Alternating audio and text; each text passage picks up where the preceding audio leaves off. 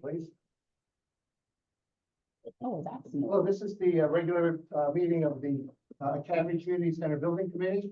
It's Monday, June 10th, and call the meeting to order. First item, work through the agenda. First item is approval of prior minutes from May 28th. Move to approve. Second. All in favor? Aye. Opposed? Approved. Chair's comments. I have more chair's comments than I would like, but it's because I really like to get down to some of the new business. But there's some things that need to be said. The Board of Selectmen is having a meeting on the 24th of June, and I've been asked to be able to give a progress report on that date. I will not be here. It should be delegated to Mark Zelenka, who gave the last one. It would be in the same format as the last one. Al, do you have any more information, or should we? No, okay. Same as last time. We That's have an evening meeting, correct? Yes. On our agenda, we have a long list to look at from facilities. Tom's made comments on them. Like to be sure we understand the ground rules. And I've made a couple here. Joanne is currently directed to bring to the construction documents the original scope. That is still the directive from the committee, and that has not changed as of yet. QAM is not authorized for work outside of the scope that would increase the design or delay completion of the CD documents.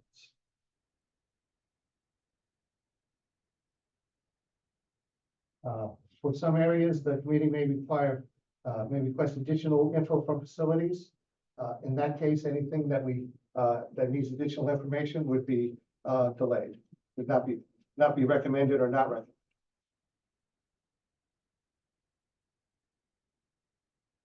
Where no agreement can be reached, if we do discuss and no agreement can be reached, the Board of Selectmen, Peggy from the Board and the Board of Selectmen have said they would consider taking that up at their meeting on the 24th.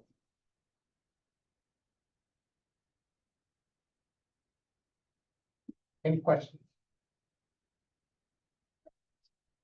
The last thing I had was just a verification that the timeline for the bid package, from my last notes were several meetings ago, were for a bid package by either the last week of August or the first week of September, and be able to bid and get the bids returned somewhere near the end of September. Is there any change in that, Tom?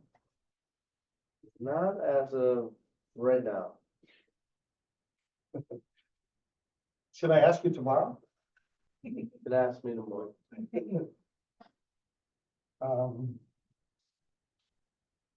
And that is it for the chair's comments. Liaison reports. Al? I'm sorry. Al? Liaison reports. I think you've said it all. Okay. Anything from? No other liaisons here? Okay. And, Are there any liaisons left? online? Scott's online, but no.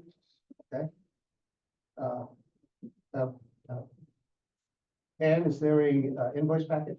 There's not. Go by that one, thank you. So budget line item transfers, Not this time. nothing, good. Tanya's update and QA&M report. If you have, Tom, if you have anything outside of the scope of work that's been talked or been presented by facilities that you'd like to report on? I would just say that we are proceeding with the construction documents, although we are reached a point where we're in a little bit of a holding pattern on a couple key decisions. But aside from that, we are still targeting our scheduled delivery date for the end of August. And will you be able to enumerate those points that we might prioritize them today? I can, we could talk about that, now or in facilities. In the discussion on the facilities items, I did review all the comments finally made by the facilities department. I created a little cheat sheet tonight for the discussion. In general, most or 2/3 of those items don't really make a significant impact one way or the other, or we think that they're good thing, good decisions that we should look into. There are a couple, I'll call it big ticket items that we should discuss and we will need direction on because they will affect, the timeline. In particular, the first of which would be, the mechanical system change. QA&M has reviewed what's proposed and has talked to our MEP team. We find that the proposed changes would not have a significant increase or decrease in cost in terms of the upfront cost. We think that what they're recommending represents a durable, tried and true system, which will be efficient. It will meet the code requirements, and that is the code requirements are now very high performing. So this is one item where we recommend the building committee heed the advice of the municipal facilities department, and we potentially make the adjustment. A couple other items on this list that need to be talked about are the existing stage recital hall, either leaving as is or reducing it. We take no exception either way, but that's a decision that comes out of the committee. The second big item that needs to be addressed is regarding the penthouse, the change of the penthouse, using the penthouse for a mechanical equipment enclosure. The reality is we've studied it with our MEP team. We can't get the mechanical equipment within that structure. If we wanted to try, maybe we can get some of it, but we didn't have to open it up pretty significantly. Okay. We can work around it, but that's the second item that needs to be decided on by this committee. Okay. If we get bogged down, we'll jump ahead to one or more of those. Sounds good. Other than that, I have no further report. And John, anything with values? No, I'll refer to the business items. Next is public comment. No hands raised. Pardon? There are no hands raised. No hands raised. Do you, No there hand is raised. public here No hand raised there either. online.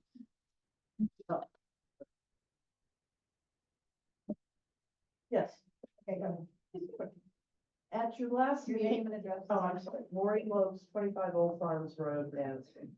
At your last meeting, the chair was talking about a list of 40 items that needed review and would be coming to this meeting. Is that what's being referred to as a discussion with our town facilities department? Is that the most general? That is correct. Okay, and so Colliers has highlighted the two larger issues. Correct. Things to decide. Okay, thank you.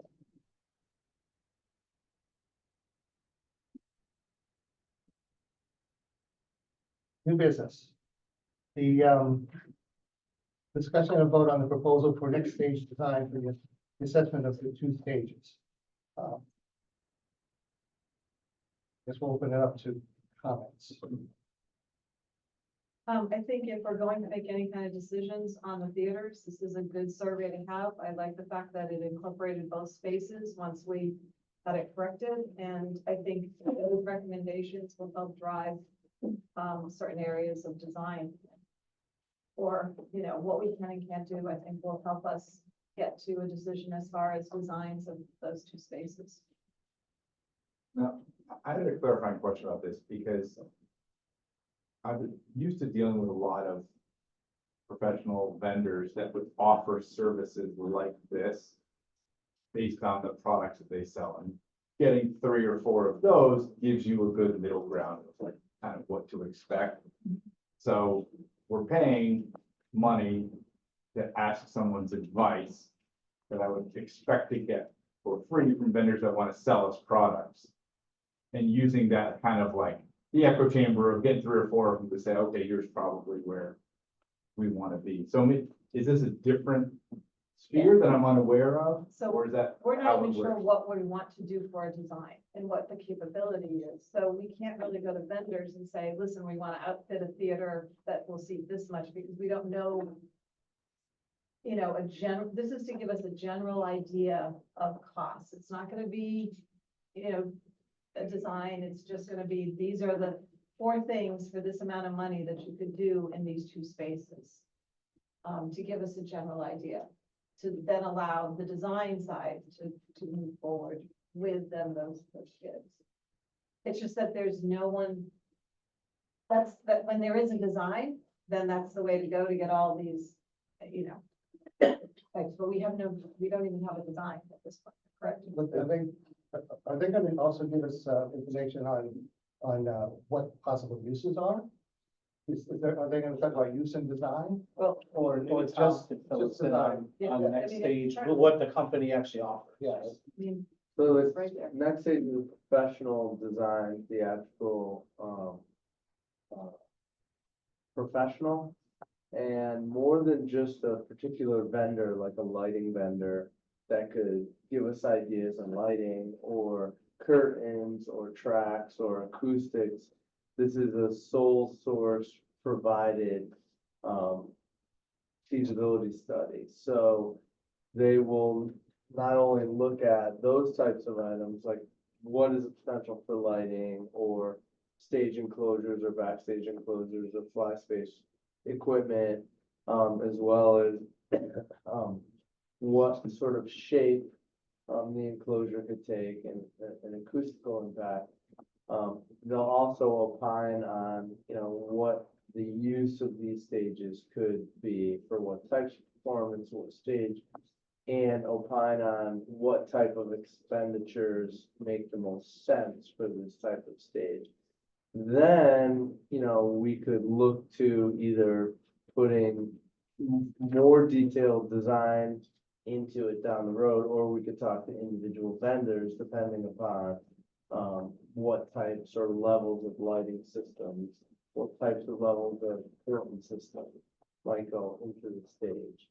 So it's really a non-proprietary design source to evaluate both stages, give this committee some guidance, and you know, determine a direction. I think it makes good sense to the committee. There have been a lot of questions about the stages. And I think this design professional will give us the information that will help you make the right decisions about the budget and moving forward and what should be expended in a stage of this nature. So I think it'll take a lot of the speculation out of the picture. So Tom, if we approve this and accept that, if we approve this and we do this, would this then negate our ability to talk about the stages tonight? Because we don't have that information. Well, there's only one stage to talk about tonight, and that is the front stage. Leaving it, it would make that decision about that stage somewhat moot at tonight's meeting. But that's not a critical path item. If the committee decided at a later date to change the stage or rebuild it or leave it, that's fine. That's not going to hold up the development of the document. Or we could just not address it. Agreed. The one that's in the package though is for just the one stage. There's a, No, There's it's a for both. second It's for both. The second one, I printed out. Second one that was distributed. The one that Right. was in the package was the original Okay. one, because no one had sent me the updated one, but I should have sent it out, or John sent it I out. sent Sent it out, sent it out, yeah, but I forgot to print that. Yeah, $12,000, QAM would have a right, 10%. a little bit over 12. So, No, lump sum being 12,000. oh, it is, We don't- yeah. Yeah. QAM would have Yeah. a 10%. So I move, if we want to do a vote, we make a motion. I move to approve the next stage, the proposal from Next Stage Design for $12,000 for the assessment of the 2 stages. I'll let Joe say. I shouldn't do it. Hey, Joe did. Yeah, Joe, yes, Joe said. Joe still second. Is there any further discussion or question? What's the timeline on receiving the document?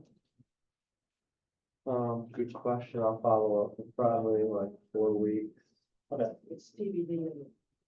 Yeah, Yeah. but that I means. mean, they have to come to a site assessment. Right, so they're talking, we're probably mid-July is the second, the report presentation and delivery is the week of July 8th, but I think that would probably get pushed out for 2 because we haven't approved it yet. So the end of, that's the schedule that they put in. So end of July. And I think that that's probably good timing. We want to just have the end of July meeting focus. Any other questions? All in favor? Aye. Opposed? None? Abstains?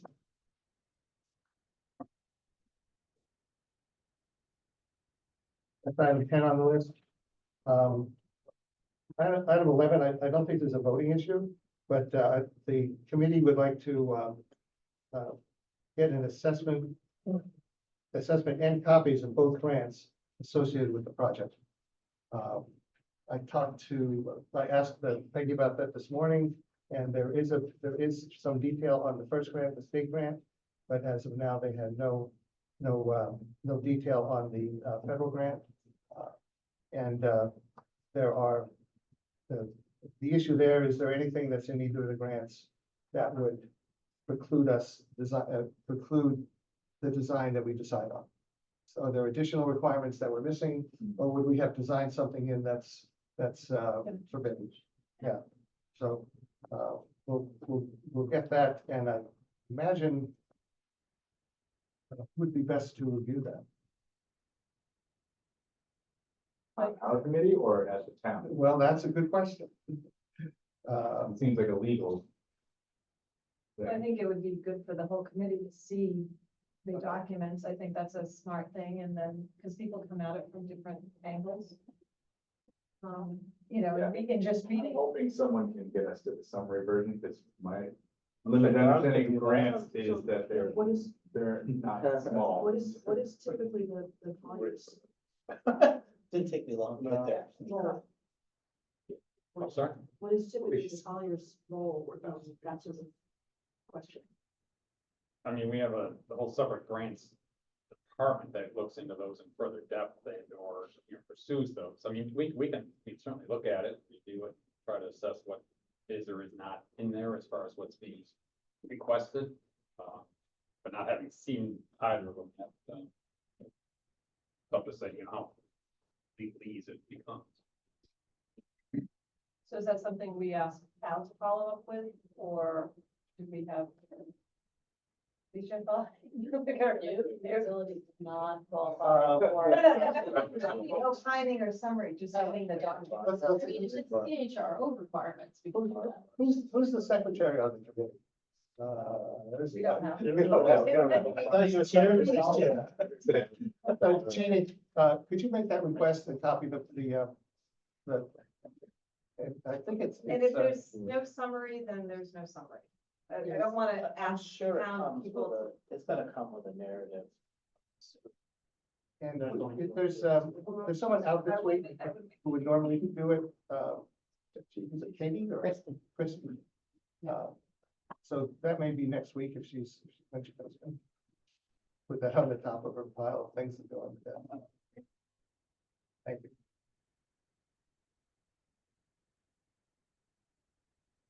Any questions or comments on item 11?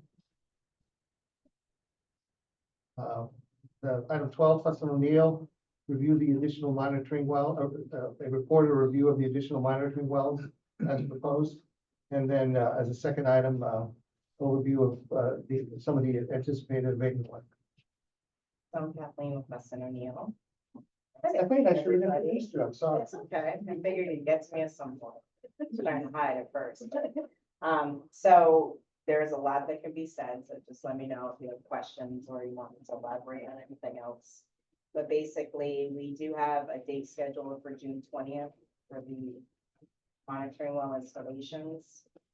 And those will be permanent. So basically, what we initially had done is we collected some borings, and then what we did was basically a live draw of groundwater without establishing a permanent well.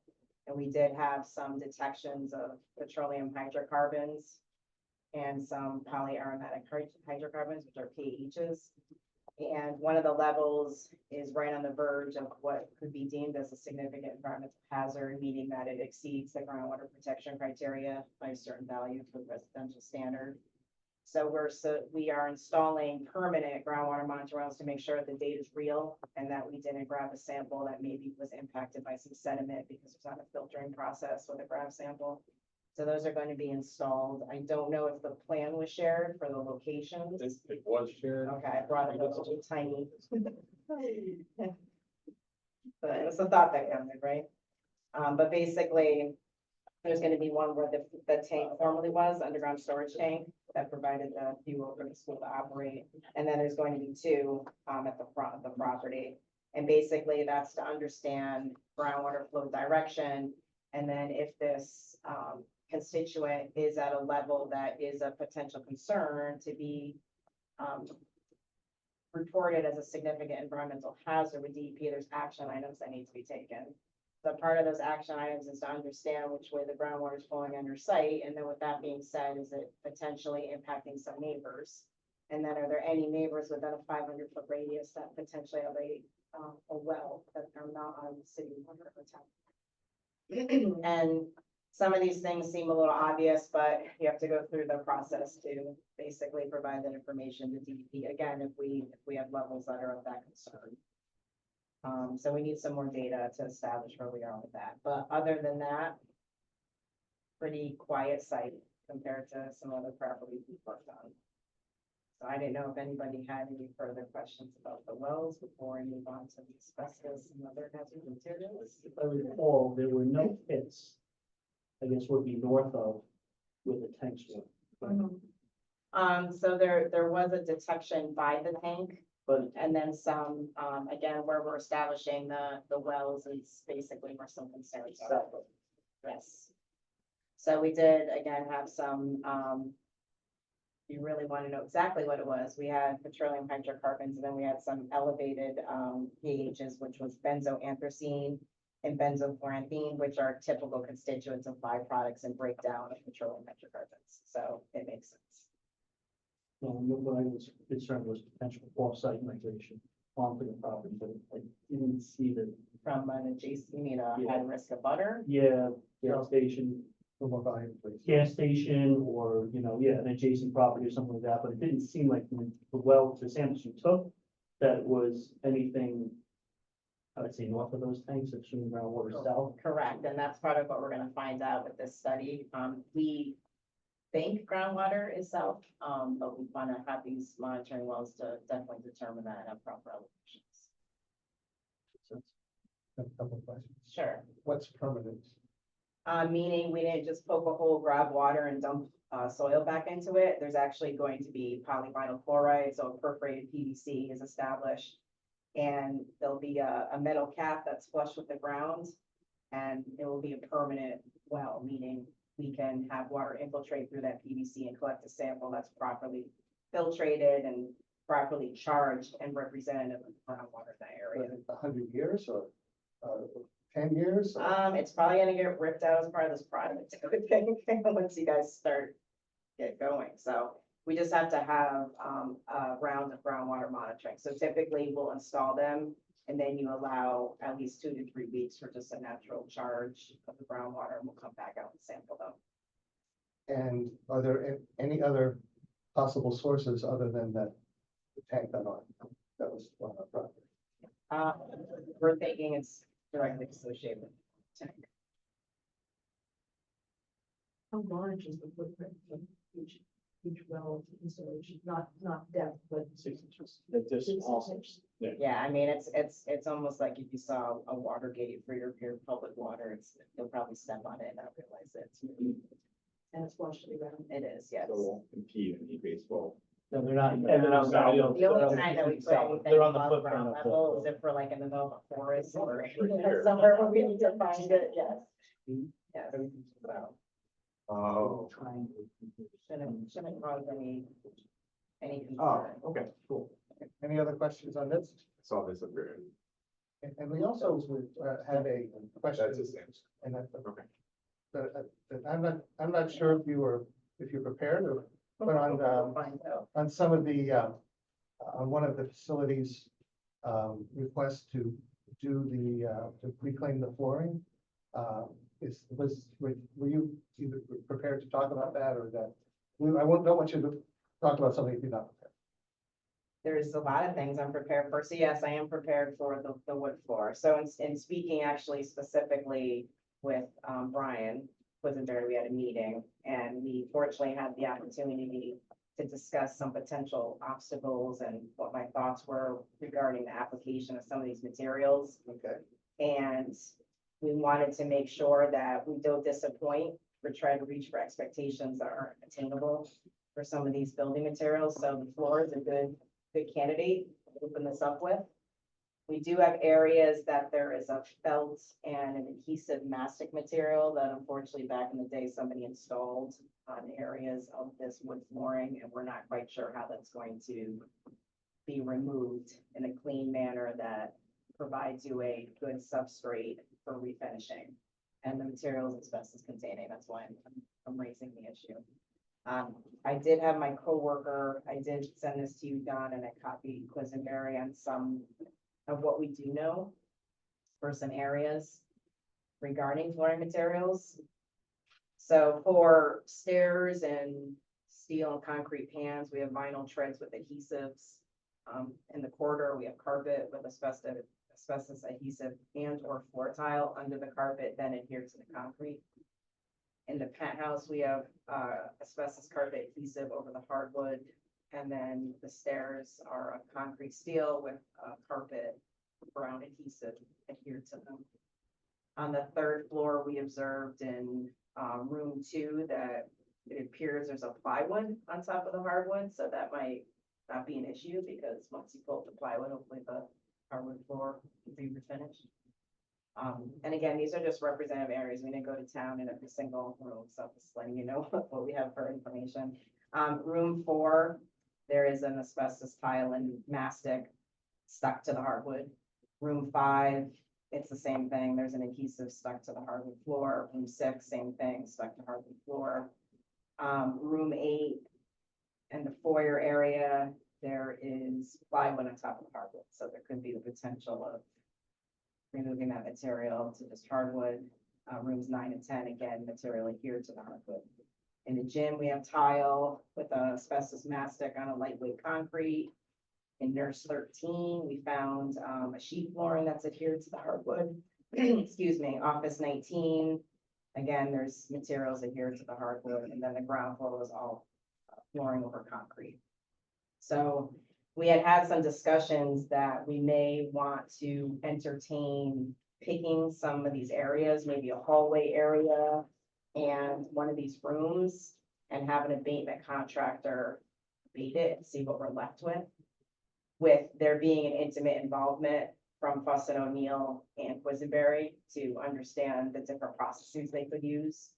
So the thought process is maybe an adhesive remover would work to loosen the material and then remove it from the hardwood, maybe a scarifying material, a binding effort. Because we'd like to see, I'm sure it's Quisenberry and the town would too, how the room's gonna look after that's done. if we leave it to the abatement contractor to say, just remove it, it's going to be chopped up and probably damaged. So we need to make sure that we get involved in their removal method so that you're left with something, hopefully left with something that you can work with and finish. I haven't asked, Brian in my office has asked Kathleen to put together a proposal to do some selective demo and abatement work on the floor areas. So they would go into the building, find some spots where we could test, remove, as well as there's a couple spots where we want to see what the root structure is, so we would open up, we would cut the hole in the root structure.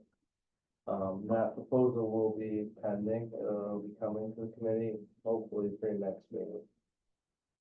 So with that being said, I don't know if we want to get into defining the scope of that and who's doing what right now, or if I'm just going to completely bog down your meetings. Let me know. I can work with you directly. Okay, just because for some of the things that you had mentioned, we don't do that, we sub somebody. Sure. Okay. So was there any questions on the flooring? After, I know I gave you a lot of information.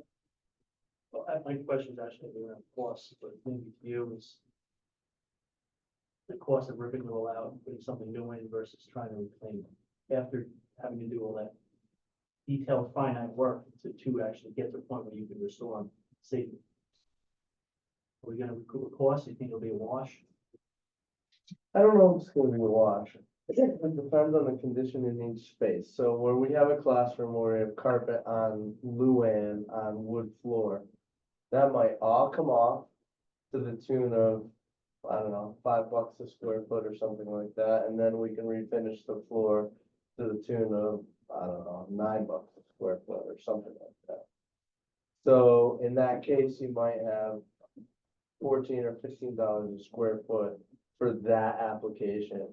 In other areas where there's a direct glue down, the removal might be it could be cost prohibitive. But if the existing tiles that are there are not glued down appropriately, then it really makes it hard for us to overlay and encapsulate without doing like another layer of luan and then doing flooring on top of it. So depending on the final solution, I think we're in it for a good chunk of change no matter what. It's none of these conditions are just a clear, we're gonna lay an LVT down over the top of it. Now, we could do a floating floor system. We do that in some places when the substrate's in decent condition. And the floating floors are, you know, $6 to $10 a square foot. So just doing a floating floor overlay can be a little less expensive, but it's not a long-term solution. And this is a pretty high traffic building.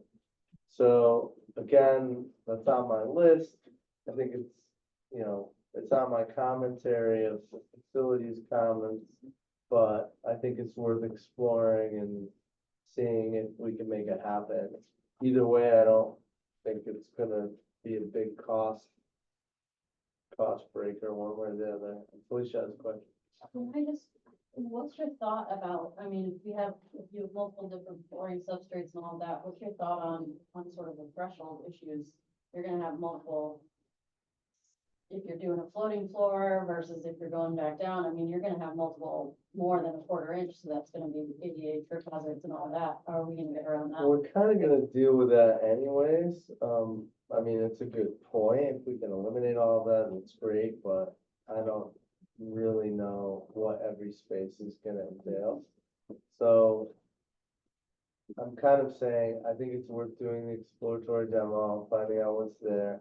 And if we can save the wood floors, great. Let's do it. I think it makes good sense. I don't recall particularly what they look like, but I'd rather say, you know, if we budget for ripping everything out, we can clean, no ECM, go that route.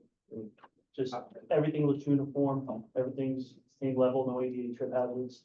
And you don't have to worry about ACM later down the road if you're trying to fix a leak or something like that. But that's not what we were gonna do though. We weren't ripping everything out. We were gonna encapsulate, but I don't think it's a direct dollars for dollars conversation, because there might be, let's say we have 12 rooms. there might be 4 rooms where it comes up easy peasy and our cost per square foot is $10 a square foot. And there might be 4 that are, we're at $20 a square foot. It looks like the finishes are all over the place, like it's been a hodgepodge. So, I think it's worth just following the sort of recommendation of facilities. I think long-term, it would be worth exploring the possibility of taking it up and refinishing, or taking it up, and if we can't get the floors to be decent, at least the wood floor can be a substrate for a new finish, and then you'll have a consistent finish throughout, so. Do we make a location of how the plywood is fastened? Probably nailed or stapled, could be glued, but again, that's another reason why we wanna do exploratory demo. Keep in mind, we do like And that can trash the small floor cores. itself, right? If it's nailed off every 6 inches or something, it trash the floor. It could, but usually if that's all it is on the wood floors, you can pull up all the fasteners and sand it. It'll still look nice. It'll be a decent product. If there was a direct glue down and felt and the glue is like old school glue, I mean, you could have to take a 1/4 inch of wood off to save the floor. And that could be a possibility. Half inch of wood. But that all has to be done under containment because it becomes massively friable as soon as we start sanding that material. But you try not to get an airborne, right? Well, that's my point, what I'm saying, you want to do all exploratory work, that winds up becoming the ECM job anyway. Well, no, the exploratory work would be using an abatement contractor. Yeah, Well, Not you just explore, everybody. you do the exploratory work, and then when you rip it up, you find that the glue stuck to the floor, and you have to take over a 1/4 inch, that becomes an abatement job. No, but I think, That is, we didn't plan for. so just to back up though, so Fuss and O'Neill would hire a licensed abatement contractor to do the work? We can, or the town can hire. we'll figure out what the We'll have to mechanism. figure It's it an out. abatement job. No, understood, but I mean, I'm thinking like we're just looking at hiring somebody for a daily rate or whatever they would get to come in for 3 or 4 days and do what they I need to, think right? what Brian and I started speaking of is we're gonna pick, like this certain classroom and this Yeah. certain part of a Give them corridor. a scope. That was, yeah, and That then, gives you different I types just, of things, and then hopefully. we would like, But there would be a direct contract between this committee or the town to do this demolition work. I don't know what the mechanism. well, that's what I'm is saying, yet, the mechanism of hiring a licensed contractor, we have to put out the bid, we have to get 3 bids, well, like, that's the thing, is if the Like- threshold, if the threshold's gonna stop things and make things slow, we can sub them. well, that's what I was And thinking. do it, you could do an addendum to our agreement, we'll sub them, so you don't have to do a bid process. And I think that's the better way to go, Especially especially, that can fit within the constraints of the grant. right, exactly, especially if it's only a couple of days of going and doing some investigative work. Maybe. I mean, I guess so. That's what we'd have to talk I about. is do don't we know. wanna Just do the whole, like, one whole room and see how it goes, because this all started with Fuss and O'Neill went in with a tiny little drill and found some things, we're looking at a small hole and trying to make a determination of what we're seeing. But I've also seen rooms where But we could go this half over it. looks great and that half is dry rotted because there was a leak, right? So I guess And, the, and you look at And we're this, saying one room is nowhere near like another. Every Yeah. room is different, so how do you just say this is representative of the rest of the building? you really need samples from a need- few different areas. And number of samples. so I guess my other question would be, sorry, is that, so the contract that you have with the town, right, Fuss and O'Neill is the direct contract with the town, using that brownfield, whatever that grant is that we have. So does this recon mission fall under that grant? I would think that the grant is covering remediation. I don't think it matters if we decide to do a little bit of remediation and then a bunch later. Okay, I mean, that makes sense, right, so. Yeah, So. and essentially, this hopefully will determine direction, and I would think would save you money in the long run, instead of all going like, oh, surprise, let's see what's under the. No, that makes sense. I mean, because obviously at the end of the day, you're gonna be coordinating with QA&M for final documents, right? So the more we have up front, Right. the better off we're gonna be in the future. But I guess it works better if you're able to hire the abatement contractor under your contract, especially if it's under the grant, right? Then you're trying to put it through the town and get bids. And I mean, this is what you guys do. I mean, you guys know which contractors you choose for this work. Yeah, I mean, Usually grant we've money. worked with, What's that? Especially if we can use grant money to Well, I mean, there's a few state approved, offset the cost. you know, abatement contractors that you could use, so. Yeah, but- How much of the grant is left? That's what I I'm saying. don't I'm saying, know. it's like, yeah. And I don't mind this discussion going on longer because this is really very central to what you need, and it's one of the items in here. So even though it's going on not in quite in order, it's, Right, it sounds like we need to, So either way, I think this phase of the work would be exploratory. I wasn't proposing we would try and strip a whole classroom here and a whole classroom there. We would just, instead of taking this kind of sample, we might take A 3 by a square foot or 2 square feet. Various. See what is the cross section of the material. And then at least in a classroom, we can determine, what's the methodology and. okay, we can discuss what makes sense for size, because we obviously don't want to make it too small where someone can't successfully try to remove something. Right. Yeah, I think if we have representative samples of each location or a few, then we can make a make a call on expanding, right? Yeah. So this is more like feasibility study to see what we can do in each room, what might be practical. To determine what condition you have in the different rooms, because the assumption is you don't have the same condition in every single one of these rooms, just based on the existing, material that's there. But we can probably make some guesses, right? If you see a room with the one down. Another room Right, that's got another a room similar that's got- yeah. condition, See, the contractor We don't need that to put do that that much in twice. probably did it the same way for those rooms, right? but the contractor that put in the carpeting, something different. Maybe a different contractor, that may have done it at different time frames, so Right. it could be in a different, installation process, so. And who gives the recommendation of products that could like potentially break down the glue? Is that something Fuss O'Neill would do, or would you rely on the abatement contract? Are they good up to speed on that sort of thing? Yeah, one of the contractors, actually speaking to my coworker that I was thinking about was Accurate Insulation. They apparently just worked on some historical homes where there was material adhered to a wood floor. So I know for a fact That's that good. they've done that work recently. In terms of the other two, I still need to, Yeah. talk around and see what's going on. with People that have that type of history. I want to try to get firms that have worked on this. Yeah, you just don't want a demo for. Yeah, I don't want somebody who's used to just hacking at it. Right. Fresh. That's kind of my question. Yeah. If there are products out there, definitely want that. There are Try definitely. There's a Well, bunch. A lot of it depends on what the nature of the adhesive is. So of course, we know what the asbestos content is, but I don't know how many polymers are in it, what the exact makeup Right, is in you it, don't know. but I'm sure they'll try several different ones. My point earlier was, by the time you go through all this abatement, if it comes to be, one, spending as much money as you would possibly to replace the floors. yeah, that's Just what I was, demo it all that is- was exactly what I was gonna get at. We're talking about a change in scope. Because you had planned to, you had a design for the floors different from saving the wood. The wood seems like it sounds like an excellent idea. But is there a change in cost? And we don't know that. We don't know until we take the samples up. And there's also a change in time. Is this going to delay us from in August, late August,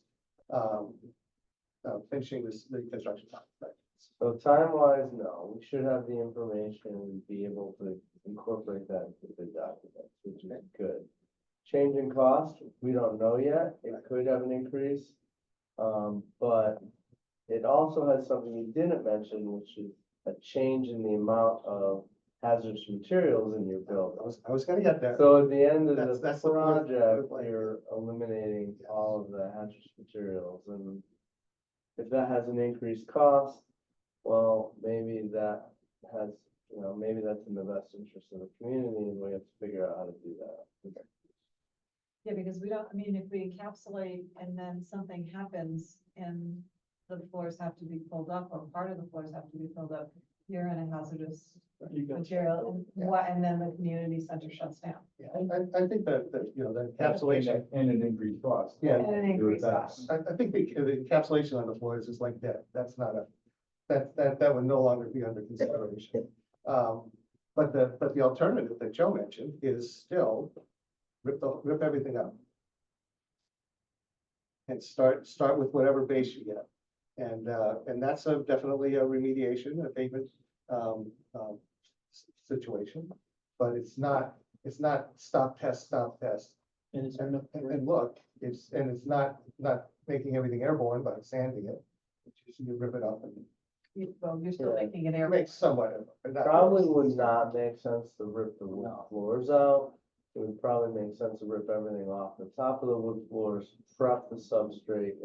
If the wood floors can't be saved, you prep the substrate, and then we'll put another floor of some sort over the top of it. I don't know what that is. It could be lots of things. It could be chipcrete with a topping. It could be a number of things. But does that leave unabated asbestos in the building, in that structure, in that, It's the whole stone. building, It just the would floor be structure? stone. and we're not abating the whole building. So this, if we think that we're gonna Talk about the take other up the part. floors and we're not gonna have anything in the building, that's not true. Correct, so the next item are all the plaster, asbestos plaster walls and ceilings in the building. So there going to be some work, I assume, with penetrations for plumbing, electrical and things of that nature. So that's another item that we need to coordinate with very, very closely with to understand what the extent of those removals are. And to make sure that we capture what will be potentially drilled into or fastened to, or whatever the case is, for Or removed installations. walls.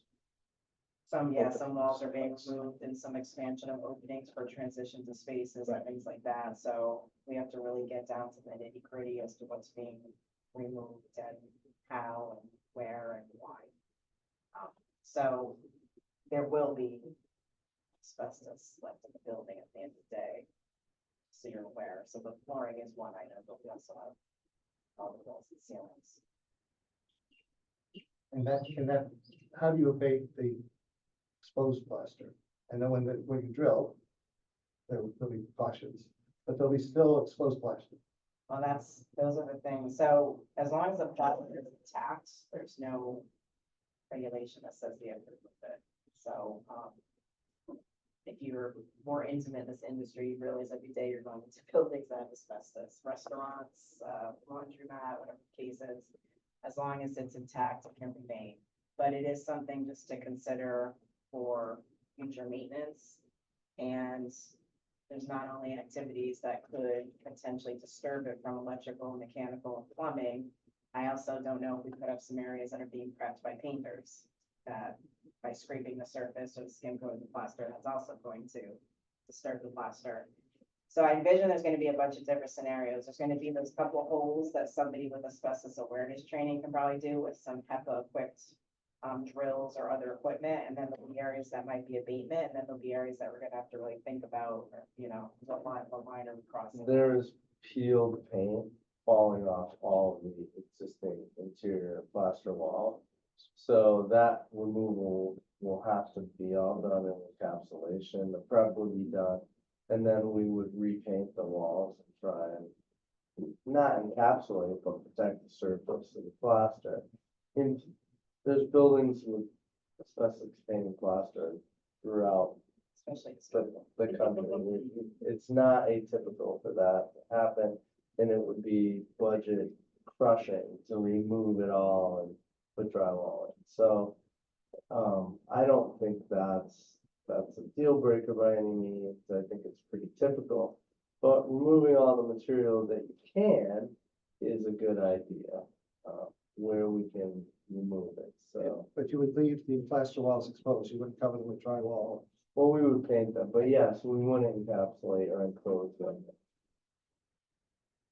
So again, we have to do a lot of cross-referencing with what's being done in all the areas. If Kathleen had it her way, I would love that whole building be under a containment and everything be marked. That's gonna be impacted, and the abatement contractor make the holes and scrape the paint and put up the hanger, whatever else needs to be done, and it's all ready to go for the next trade. But I don't think we're gonna be able to do it that way. Or maybe to a certain point. Well, the building's unoccupied, so Yeah, we do have flexibility to Well, just designing it that way. So a lot of times with mechanical, electrical and plumbing, there's a lot of field evaluation, so I'd imagine that they're not gonna be able to walk in a room and say, I'm drilling a hole right here for Oh, the yeah. electrical wire. They're gonna say, okay, we just found, this wiring in the wall, okay, we'll probably go there.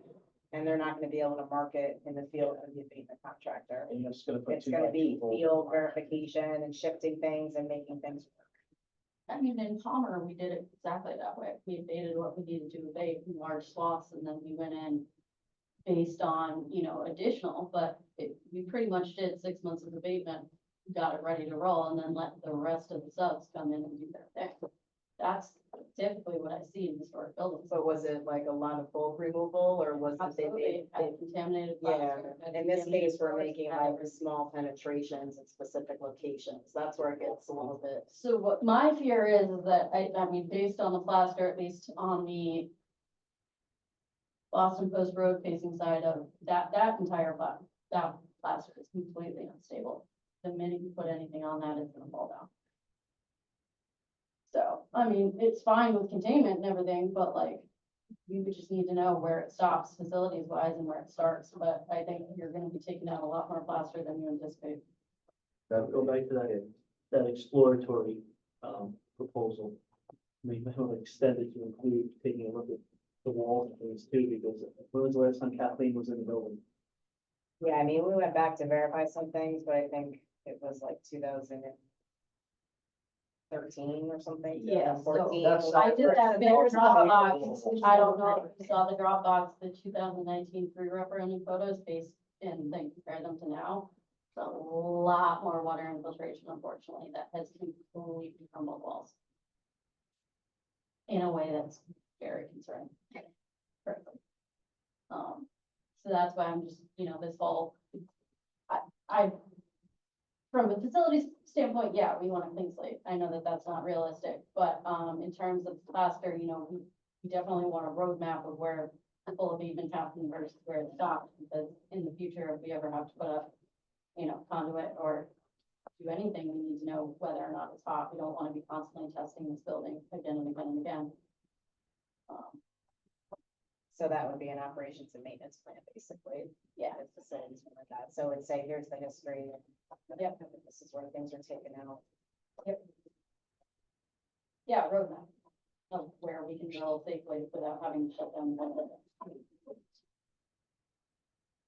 But yeah, I mean, again, the Palmer restoration at Conn College was exactly this vintage of the building, exactly this materials, and that was the approach that we did. 6 ended up being 9 months of abatement, and then let the subs go. And we didn't fully abate that whole building, but we abated where we needed mechanicals growing. And do you agree, to concur that that was kind of the approach? Yeah, only they where we needed to. Exactly, yeah, but it was enough that we could then let our sons go and do their thing.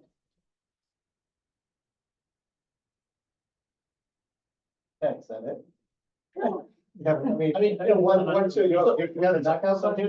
Here's another, my last question. No, we're gonna get cost. Does it make sense for us to put together a contract for abatement prior to starting the construction process?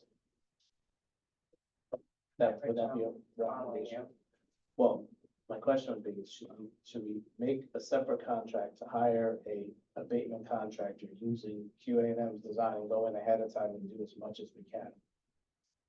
I don't know if Usually that's we gonna have make the sense. demo abatement package be a part of the general contract. No, understood, it's just a little They'll do it first, they'll phase it and need it. You could do an independent one, but they're gonna be back anyway, so I think it's better than it's part of the overall construction. I'm just concerned when Felicia says that, the schedule is 50% longer to do abatement. So a couple comments. The first is, I agree with Tom that you're gonna wanna have a package and also gives a little responsibility of them to know what's gonna happen after they're gone or when they're not there for a certain amount of time between phases, instead of like, okay, we told you what to do and now we're gone and you can't ever get a hold of them. So I think it's good for them to be aware of what the outcome is expected to be. The second item is in terms of their schedule, that's something that I'm sure Tom's documents as well as mine say that they need to provide, and I don't know what type of language we're putting in there, but there should be something that holds them to it, and punishes them if they don't stay on board with the. Well, we haven't established a construction schedule yet, what our timeframes are. Or are we But we'll establishing find it, or they are? Generally, we let the contractors establish what the timeframe is unless we have a time constraint. The building's unoccupied. I don't, it's my opinion, it's not in the best interest of the owner to pay a premium to hold the contractor to a restricted timeframe when there's no time demands on the building. So, if one contractor needs 13 months, the next guy needs 16 months. If 16 months is less money, 16 months. Is Why there not? anything in the grant that talks about timeframes? You have to start using money at a certain. It's a good question, and I don't know. We'll have to That might ask change. our the answer to venerable the previous liaison. question. That's, We don't know if the federal and state, Oh. it's already, it's been initiated, we've already started to draw on that one. It's for the But a lot of certain- times you can get an extension too. If you have a good enough excuse, you can just get an extension, but you may want to. I mean, we haven't even gotten Be some. drawn, we should have drawn rent payment before we started. Drawing debt. Correct. That just makes more sense. I think we can ask Macy that. Especially if the interest rates are diving, yeah. Yes. Okay, so my last thing is with this, putting together a budget and trying to figure out everything that we want to poke around and look at. I don't know if we will have documents in the timeframe that you originally said for bid. Oh, yes, we'll talk about it. I don't think, offline. yeah, I'm not sure Preston O'Neill's gonna be able to stick with did you say, when would you want the documents in by, for you to then? We can talk about this offline, and once we have a scope, so. So for the next meeting, you guys are gonna come back with that scope so that we can approve it, we can move forward, correct? That would be my goal, yeah. My first meeting, so just bear with me, It's the last Tuesday. June 25th. June 25th. Yeah. Monday.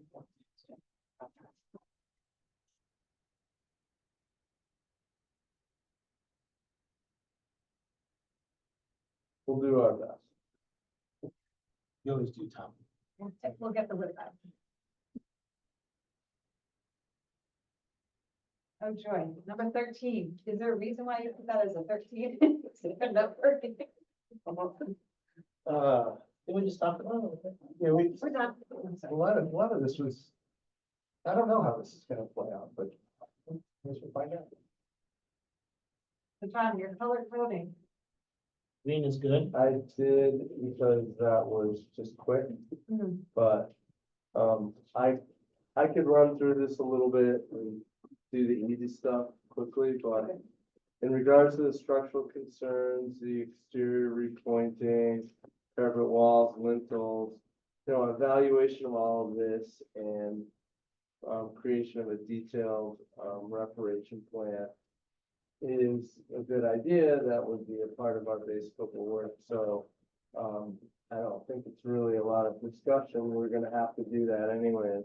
Was that already in documents, or was it It's not already in the documents, so, detailed evaluation of the exterior scan and identification. Basically what facilities department is saying is, we need more detail. You're not saying where all the little bits and pieces are being repaired. We just said repoint the exterior of the building. right? So as we get into the CDs, we're gonna say, oh, we gotta replace that lintel and replace that lintel and fix masonry wall and, but that's a part of the scope of work, so. The next item, 2, abandon existing integral lead gutters in the roof cornice and provide new drainage. This is a good idea. We'll look into this when we're detailing the full replacement of the roof. We control the roof replacement. So we can choose to repair the gutters or choose to do internal drainage. This is something we will look into. We take no exception to this idea. It's not a bad idea. in terms of budget and time? No effect, no effect. And it just for a question, the internal downspouts, why?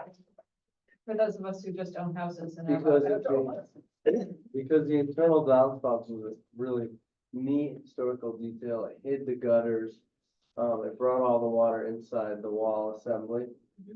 But it brought all the water inside the wall assembly. So when those internal gutters all fail, they're all lead and they're nice and they're molded in there and they lasted forever. But once they start to fail, you just get water in your wall assembly. So that's a no-brainer. I think we just accept it. They shouldn't even consider that. Number 3 was reuse. By the way, Tom, as we go through this. Yeah. Maybe we should, anything that the committee doesn't accept or you can't finish, we'll do that by exception. And anything we just go through we'll do a vote at the end to say yes. Sounds good. So before we get into number 3, I guess I misheard. I thought one of your architects just said you were gonna salvage that chimney. I'm okay with that chimney. Oh, Out okay. there. It's a redundant chimney, so it can come down just while you have those bricks. You may as well save them. You need them for somewhere else. Okay. So the recommendation was to reuse an existing brick chimney and try and run roof vents through it. I think this is a really kind of nice philosophical idea. I just would prefer to remove the chimney that we don't need, create fewer penetrations in the roof. And if Alicia's okay with that, then we'll continue to proceed that way. Maybe we can salvage the bricks for use elsewhere. Number 4, I would like to put off 4 and 5 regarding the penthouse assembly. The committee previously voted to remove the penthouse assembly. We are proceeding at this time with putting mechanical equipment right on top of that center core. It's bearing wall construction. We can work around the penthouse, so we can move the mechanical equipment to the perimeter of the penthouse. So it's possible to save the penthouse. But this committee already directed us to take it off. So I need the committee to evaluate this decision, or at least come back to it and decide whether or not we want to do this or not. What's the cost differential, do you know, approximately? At one point, we set a cost of approximately $50,000 in cost savings. There's a trade-off of cost for a project of this scale. That's essentially no cost. Removing the penthouse requires roof infill construction and then new roof assembly. Saving the penthouse requires redoing the entire envelope and new windows and new roof. Didn't we also say redoing the penthouse means it's occupied space, also means we need a fire pump? That was an issue. The 4th floor having that as occupied space did require the fire pump. Maybe there's a conversation with the building Did official. you get my email that I forwarded you from the fire marshal? That said it's not classified as occupied space as long as it's blocked off and it's strictly for mechanical and roof access. Do not need a fire pump. You can keep those stairs intact Sure. as far as he's concerned. As long as it is very much clearly locked off to the public and only for mechanical roof access, which is what sort of the intention of this suggestion is, that it's much easier to walk up a set of pedestrian stairs with whatever filters and replacement toolboxes you need than it is to pull down a roof hatch and try to get up there with all that. So that's just, if it's already there, that was our suggestion. You don't need to replace the windows. You can just strictly kind of block in the windows. Again, it's not as useful space. It's just more of, if it's already there, reuse it. Also, from the street, you can see it. So the historic site views of the site would remain intact. And the historic massing of the building would remain intact, even if not the purpose of it. So if I understand, the equipment that was intended to go in here will not go in there. Well, no. then so the penthouse has no other use other than, what has no other use really. I mean, Well, it's with access access, to the- it's with access, With but, access. but you don't need the penthouse to have roof access. Right, but then you'd be refilling in the penthouse and then you lose your historic fabrics.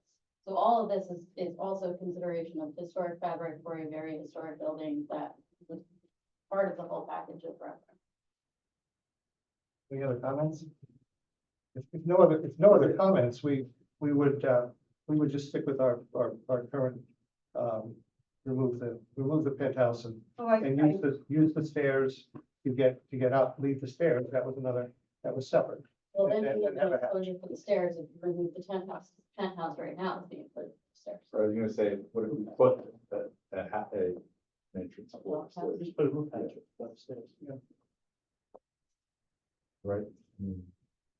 I understand the historic value, that is a consideration, but Well, we already went through that process. but we went through that, we were Right, the using that to mechanical- save money. Mechanical is gonna be located over here. They won't fit over here in the penthouse. They're going back over here. Tom, did you just say the mechanicals would move around the penthouse? Correct. Okay, so the mechanicals will be on the outside of the penthouse. And we would just redo the penthouse, or have it be flat and then just have a hatch. hatch. You essentially replace the roof. But we don't know if that, Tom, is that even possible structurally to keep the staircase, put a hatch.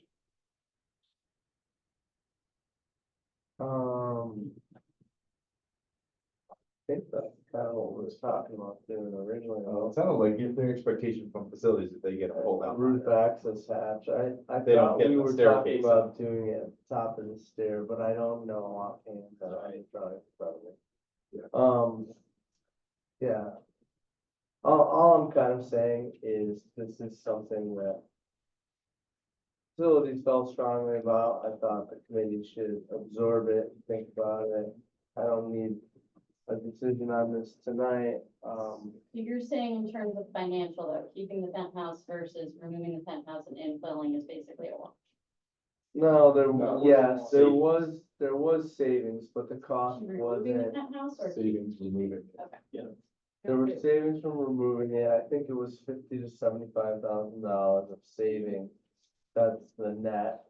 But, I guess my point to the committee is, on a $15 million project, that's a relatively small number, so it shouldn't be just driven by cost alone. I'm sorry about that. I don't know, absorb it. I don't need the decision this evening. Consider the current, recommendation, until, as the direction unless you hear otherwise. I And would like to put up for a vote for the next meeting then. I think we should vote again, quite honestly, because we didn't have facilities weighing in on this, and they're the ones who are going to be maintaining this building going But forward. we always vote- said we we can vote have right a now. roof, we said from the beginning, we have safe roof access, other than an external ladder. Correct. Right, it's a twofold recommendation. It's a recommendation for ease of use and maintenance, and it's also a historic recommendation of, once you remove a historic feature of the building, you never get it back.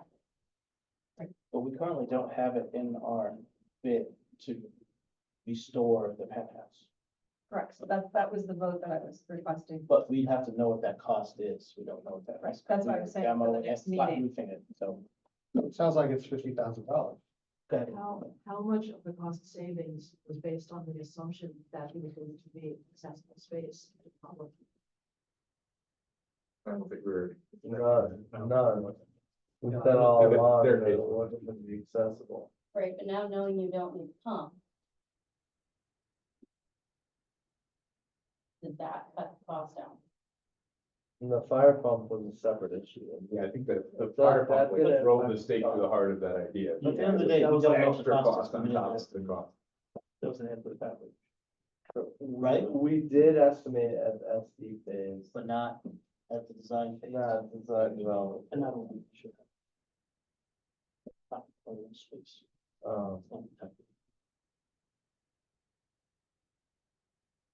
Do we want to, we just want to vote on it now? I think we should. I don't go think I through think one. we'd like to get Why don't we go through the rest Yeah, of let's these items? love through the rest. Yeah. And then we can come back to the 2 or 3 items that need consideration. 6 was regarding retain the light wells on the roof where possible. QA&M takes no exception to this. We can try and preserve those. It won't affect the cost significantly one way or the other.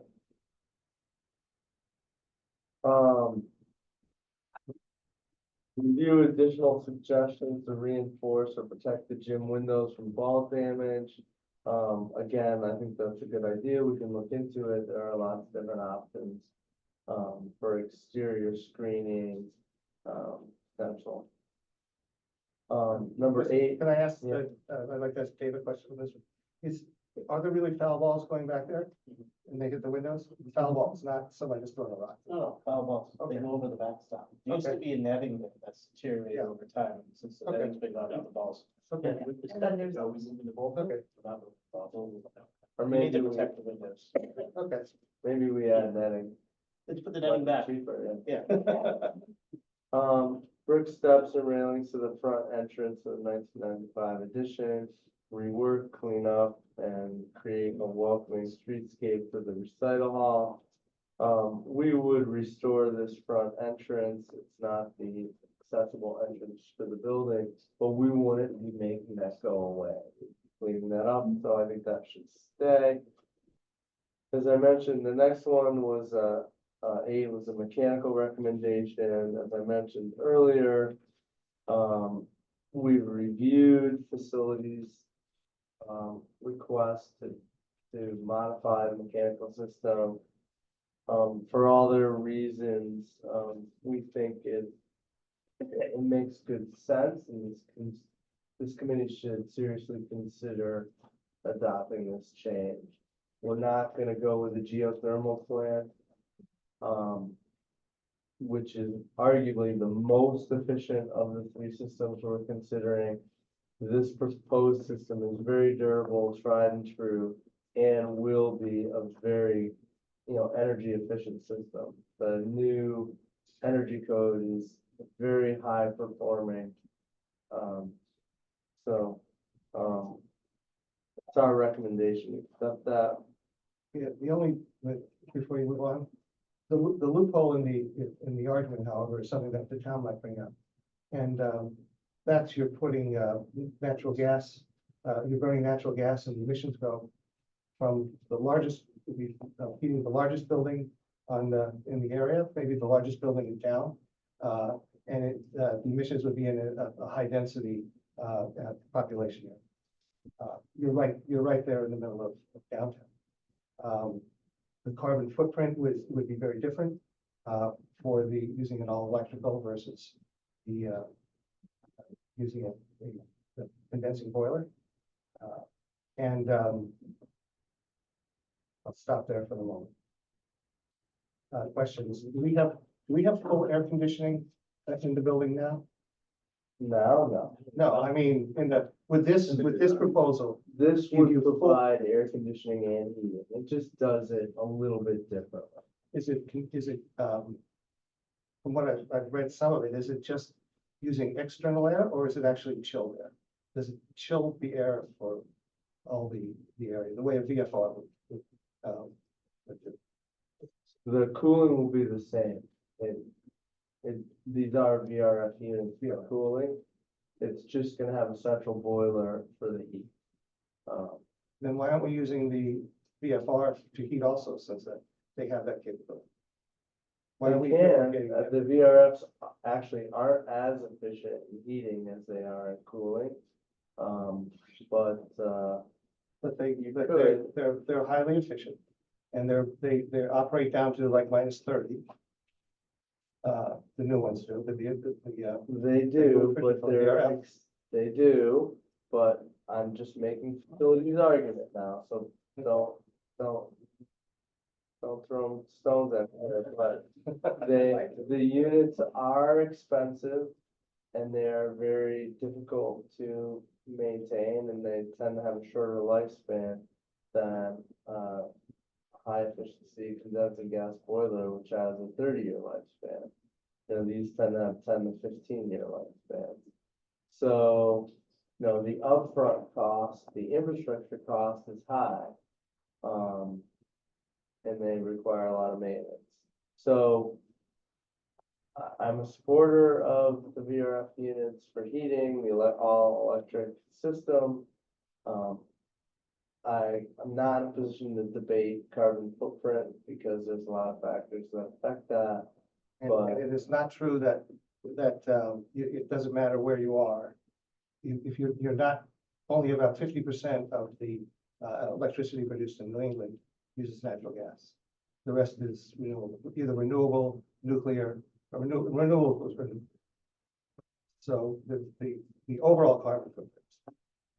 Look, I'm just trying to present historically, we maintain all the buildings, we're constantly going out for bid, right now we're going out for bid for pulse and HVAC modernization. The reason we aren't sitting across the street at town hall is because we're renewing that HVAC. We do this constantly. I can tell you, maintenance doesn't even get on CIP until 20 years. So if you're gonna put in a system that's gonna need significant cost thrown at it within 10 to 15 years, you're already putting this building at a true deficit with the way that this town has historically bookmarked its budget.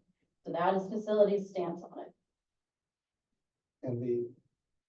And the environmental stance would be that this is the time to switch to a non-carbon environment. If we're gonna do non-carbon, then I think you go back, you start looking back at geothermal then, because. That's cost prohibitive. This is, this is, Well, I mean, this is big. This is, we're buying we're buying the system that can heat the building, and then we're buying another system that can heat the building.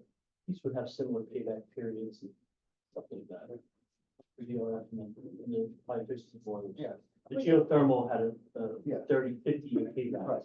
Made no sense.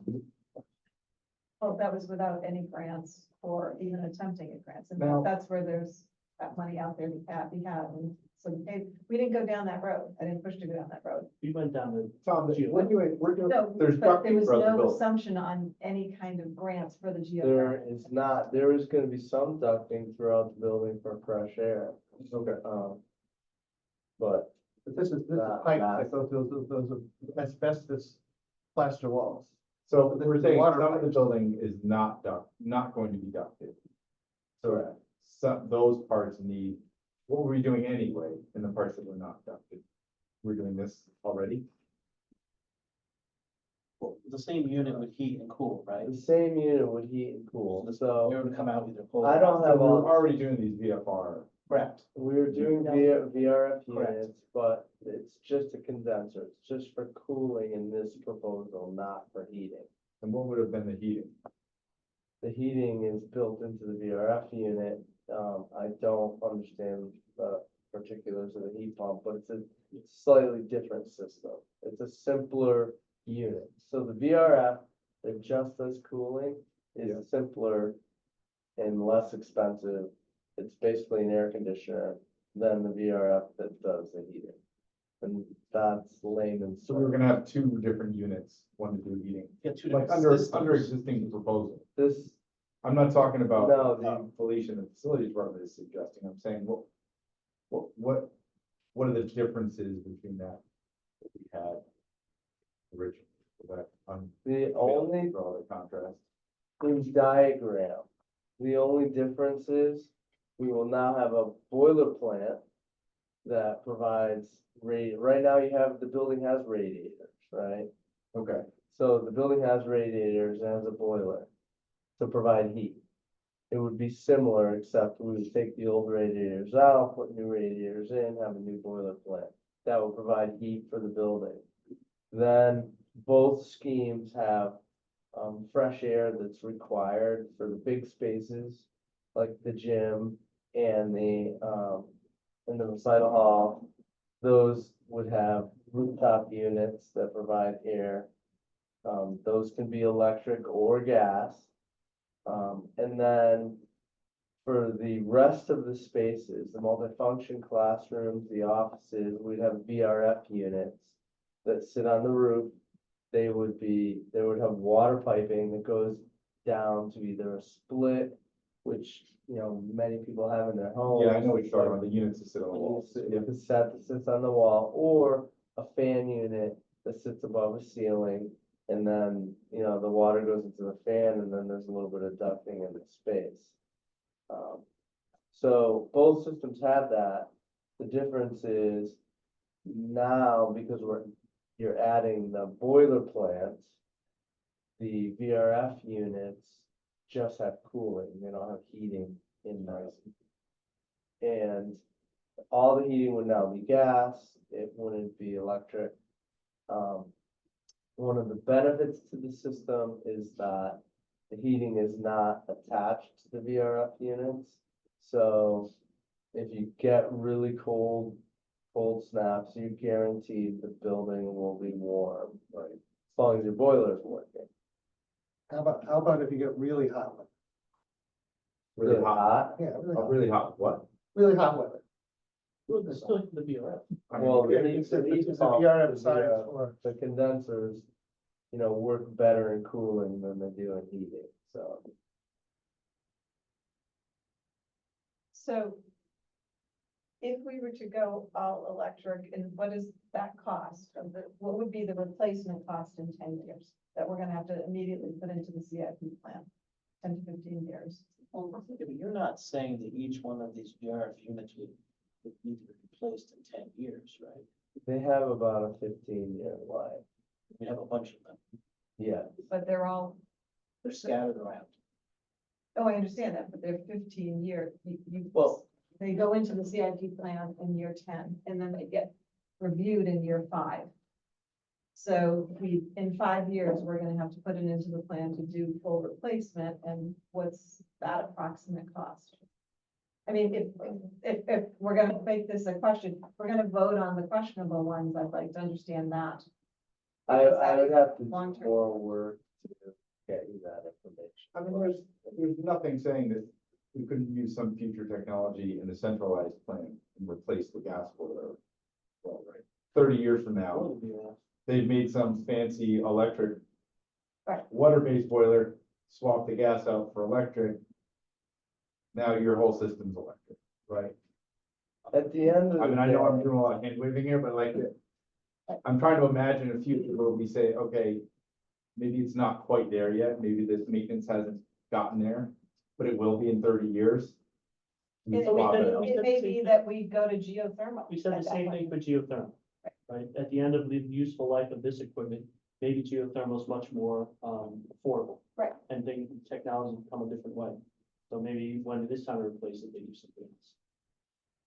I guess in the big picture, the reason why I'm standing behind this particular decision is because it makes good sense for the facilities department and the community from a durability operation standpoint. The cost between the two is relatively similar.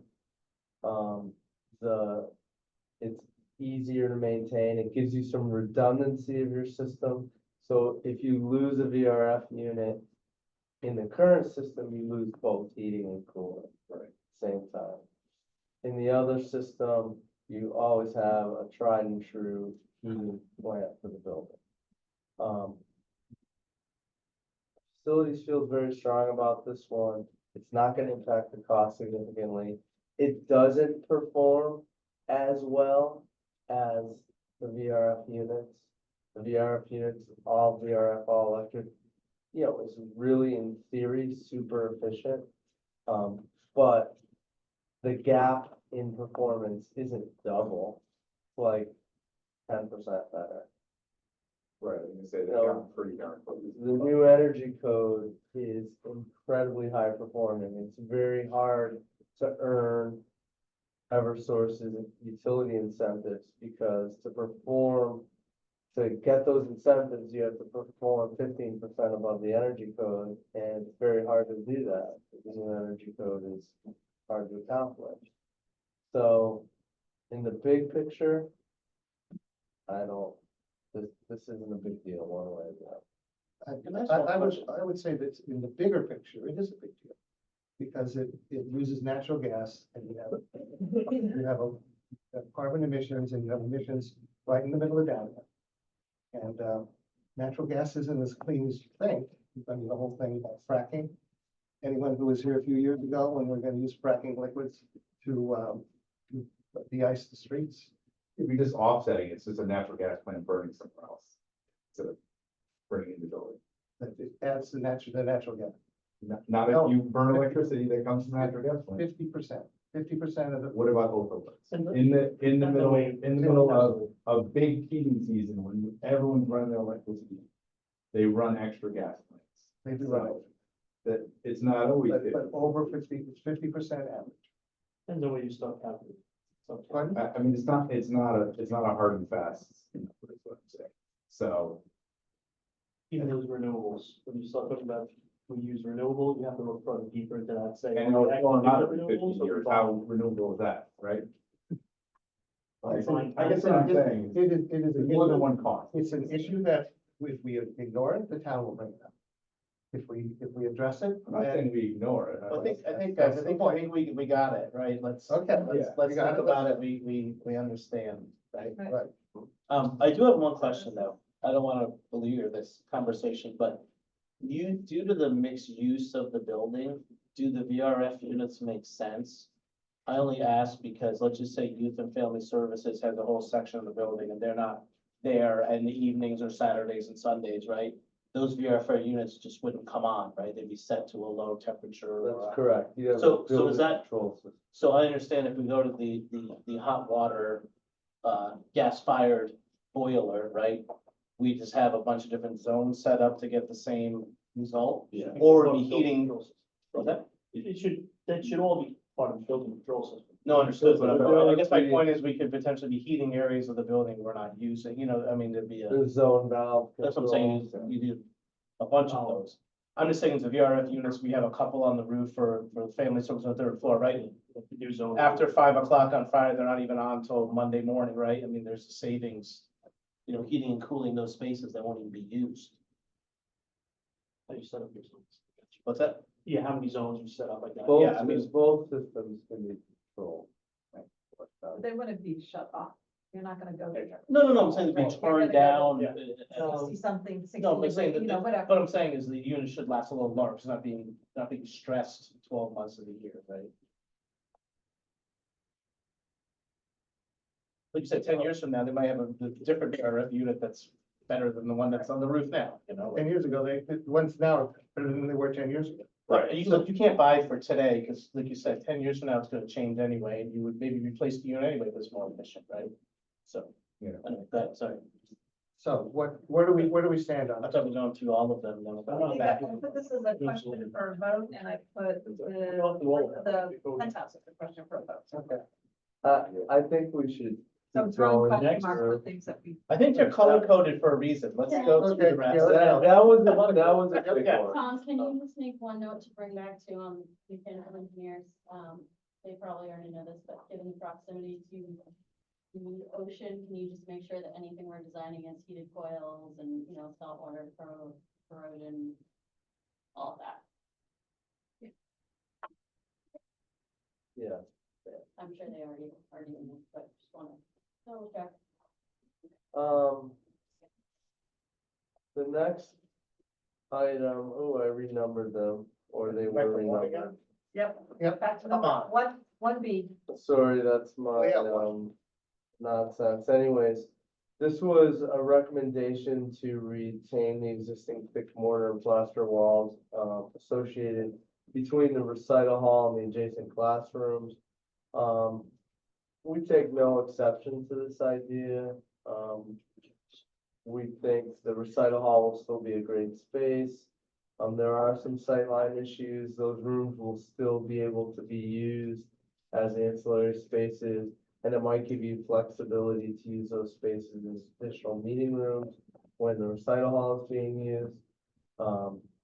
It does, create some unforeseens when we open up those walls. So we support this idea. We think it's a good idea. It'll save a few dollars to the project and not affect the operation of the facility.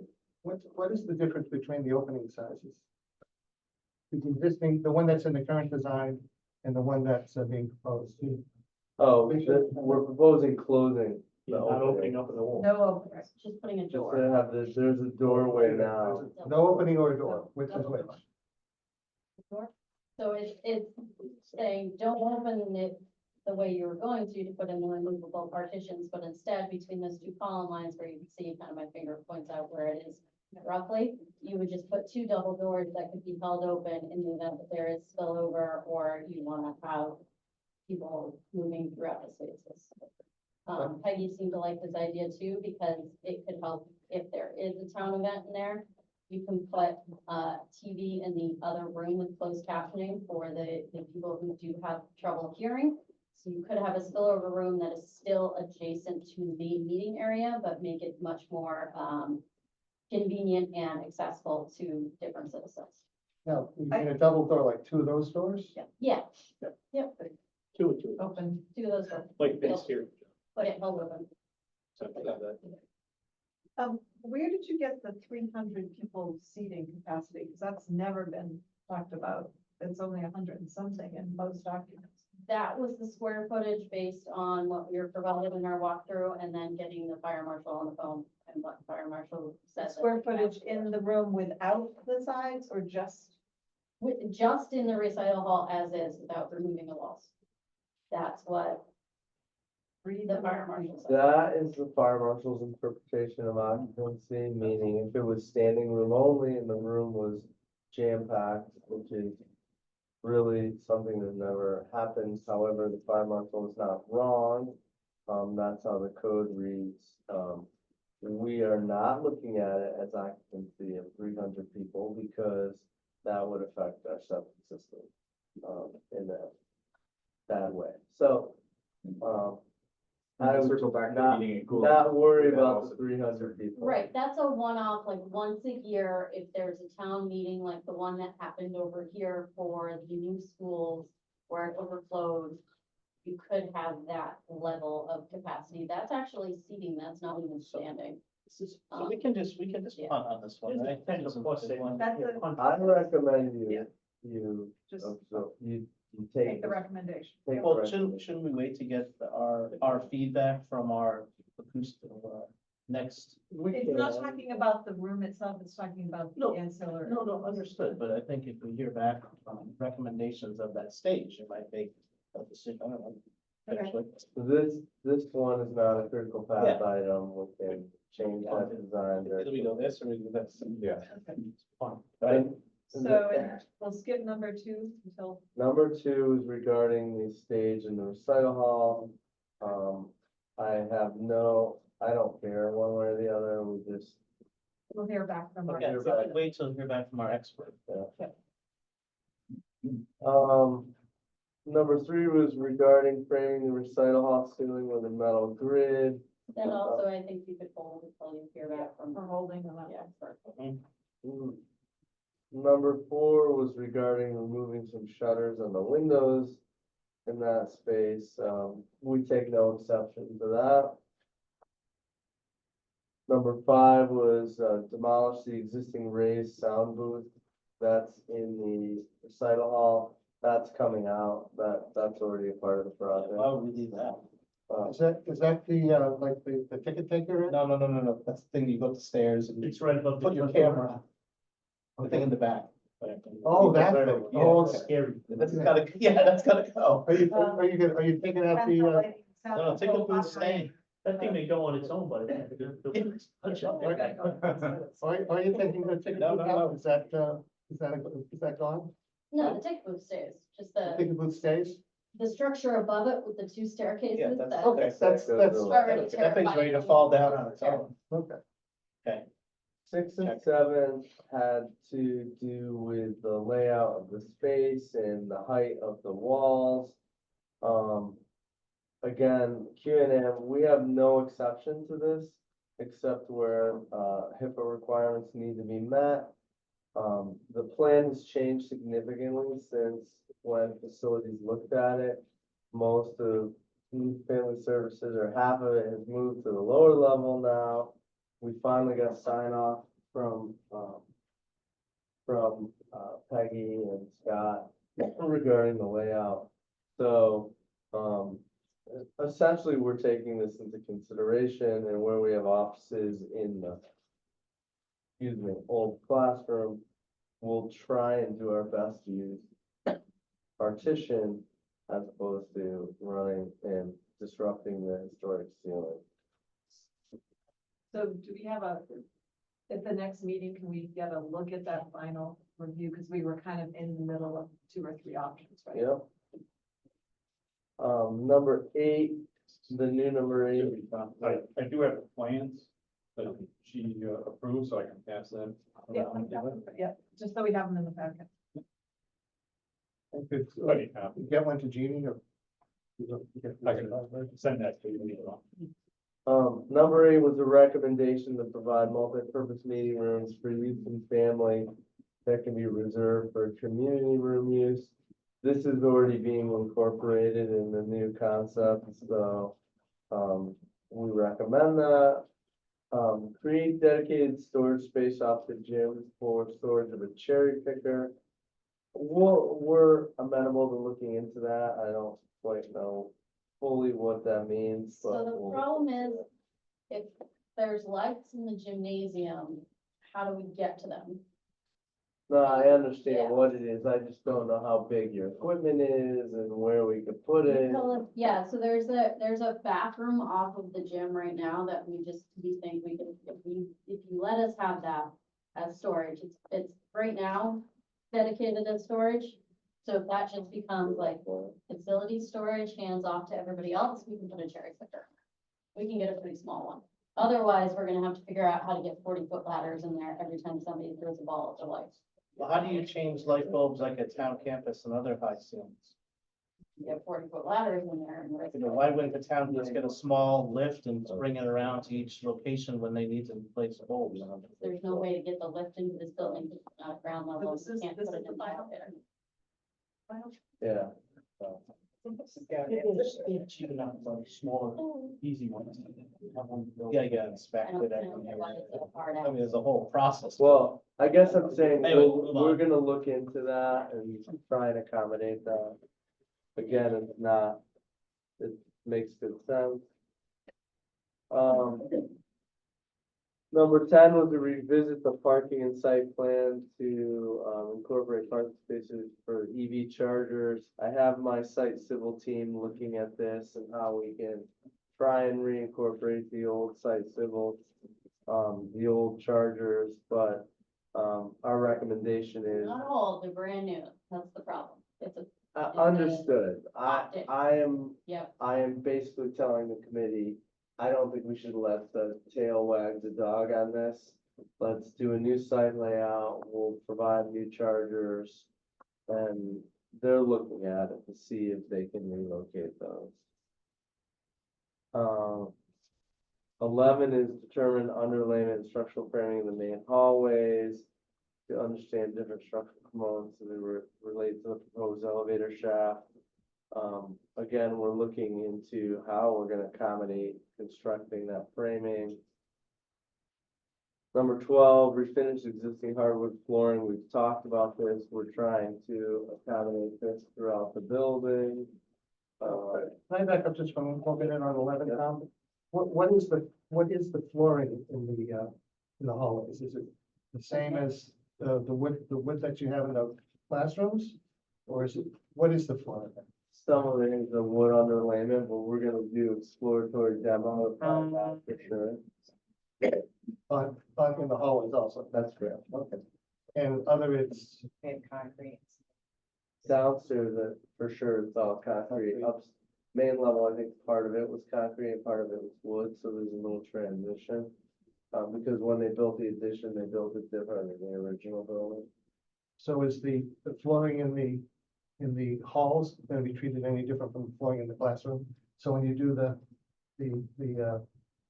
sampling, it'll include the flooring in the halls? We had discussed coming up with representative areas between classrooms and corridors, yes. Makes sense. We're gonna look at it, and see what we can do. There's a couple things about finishes in here and. And what was it before we started these recommendations, what were you then in the halls? We were showing an LVT, laid out. Okay.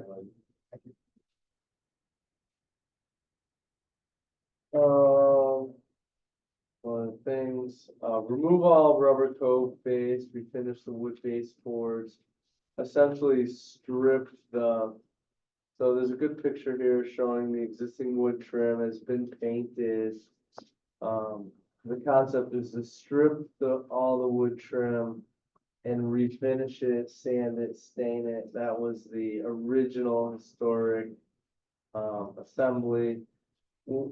We like the idea, we'll look into it, it's very labor intense. So when we do our exploratory demo, we can try and remove a little and see what that takes. It might be easier to sand prep and paint it, but we'll try it out. There's a note here about salvaging and reglazing some original entry doors. Again, we'll look into that. I don't think that's not a cost item by any means. Remove and reuse the existing radiators. If you go with the new HVAC system, this of course makes good sense. And we don't take any exception to it. That doesn't say that exactly here. That's what I'm, in the comment here is remove existing obsolete radiators and scrap metal. That's correct, and scrap and use it as scrap metal, and then it has no, they're saying it has no sort of value, cost savings not to remove. See radiant panels and MEP above, so in the new mechanical approach, you have new radiators, we really can't use these radiators. So we remove these radiators and put new radiant panel radiators in the same space.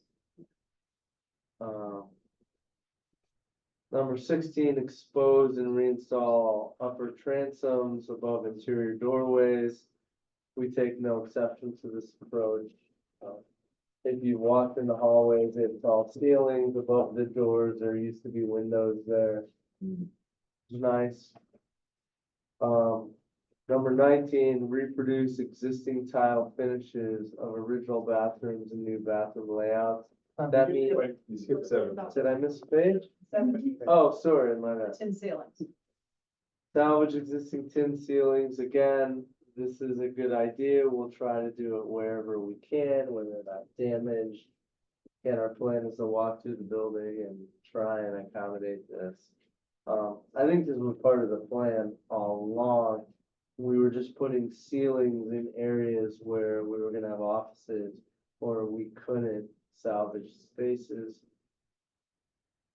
Determine refinishing of interior brick for lead removal, lead paint. I think we're gonna work through this with, Bustin' O'Neill a little bit. Let's just get going or something. No, I know. If you go back to the tin ceilings, presumably that's lead paint, only the tin ceilings.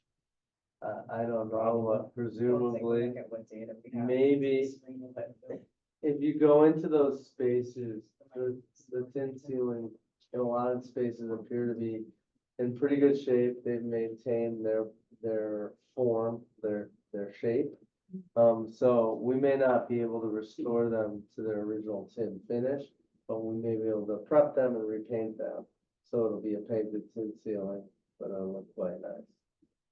Well, we're not gonna try to strip all the paint off of them, right? That's kind of what I'm saying, yeah. You wanna do that? No, I'm saying, Okay. no, All right. no. You agreeing with what I'm saying? Ideally, we would try and maybe clean them and. Gotcha. Stabilize the paint. Gotcha. And that was part of your original design anyway. Listen, yeah, no, you're doing all the woodwork. You get the toothbrush. Yeah, you're the toothbrush. Oh, If you have that suit, we'll go in, right? Yeah, you guys can do any work you want at night. Number 19 is reproduce the existing tile finishes. I think the key here is it's reproduced. So we're looking at in the new bathroom, but similar type tile pattern. Yeah. I think The look that's a and good feel. idea, yeah. So the existing bathroom is gonna be demolished and And I didn't see them on the, Yeah, So we're tearing them out. well, the reproduces, you're not saving the tiles, or, No, we're just gonna, Even like, the same kind of look. okay, look and feel, got it. So you're not gonna walk in and it's gonna be ultra modern versus everything else. Or bar room. So number 20 Yeah. is a recommendation to do terrazzo flooring and the common areas. Terrazzo flooring is awesome and it's wonderful and it's expensive. So it's really just a cost value item. I don't need to know an answer on this today, but I think once we have a better understanding of what is where, in the corridors, maybe there's other options, maybe we provide terrazzo, but we'll look into this. 21 is, Pour terrazzo as well? it's a poured product, it also comes as a tile product, but usually it's poured.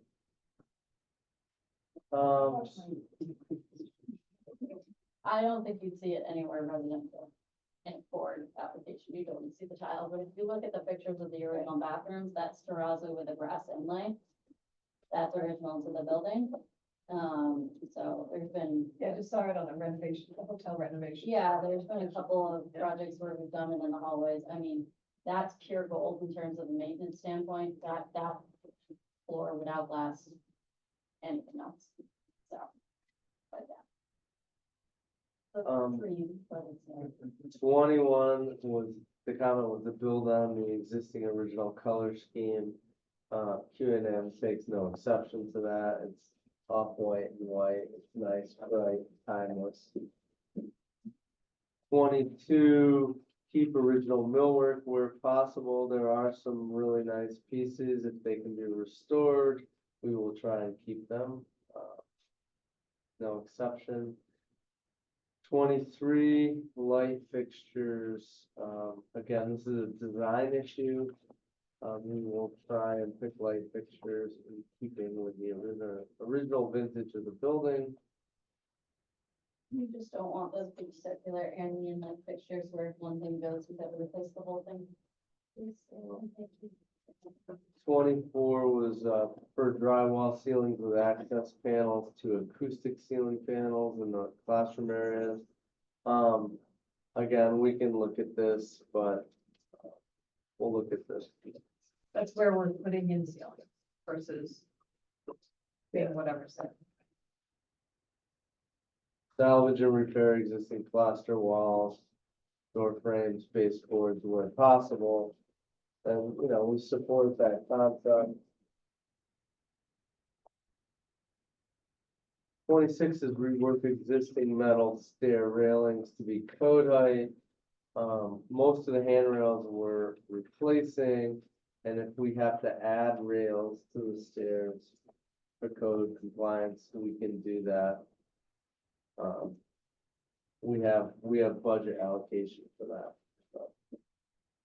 So going back over this, most of this, I think, are very positive recommendations for the project. Some of these we're already incorporating. There's a few, namely the penthouse, the mechanical system replacement, terrazzo flooring, and that's a cost item, and the stage changes that we would want the building committee to opine upon. So which items do you need us to address soon, to not delay? Mechanical system. That's the biggest one. The penthouse I can wait a little bit longer on, but, ideally, I'd have a kind of decision on that. I mean, we've already moved down the road with the penthouse. The mechanical system though, wasn't there a redesign cost? There would be a redesign cost. I've asked my MEP engineer to get it to me. I'm guessing it's between 30 and 50. But again, kind of like the penthouse savings, I'm not trying to say it's no money, but if it's the right decision for the project, it's sunk cost over a lot of years.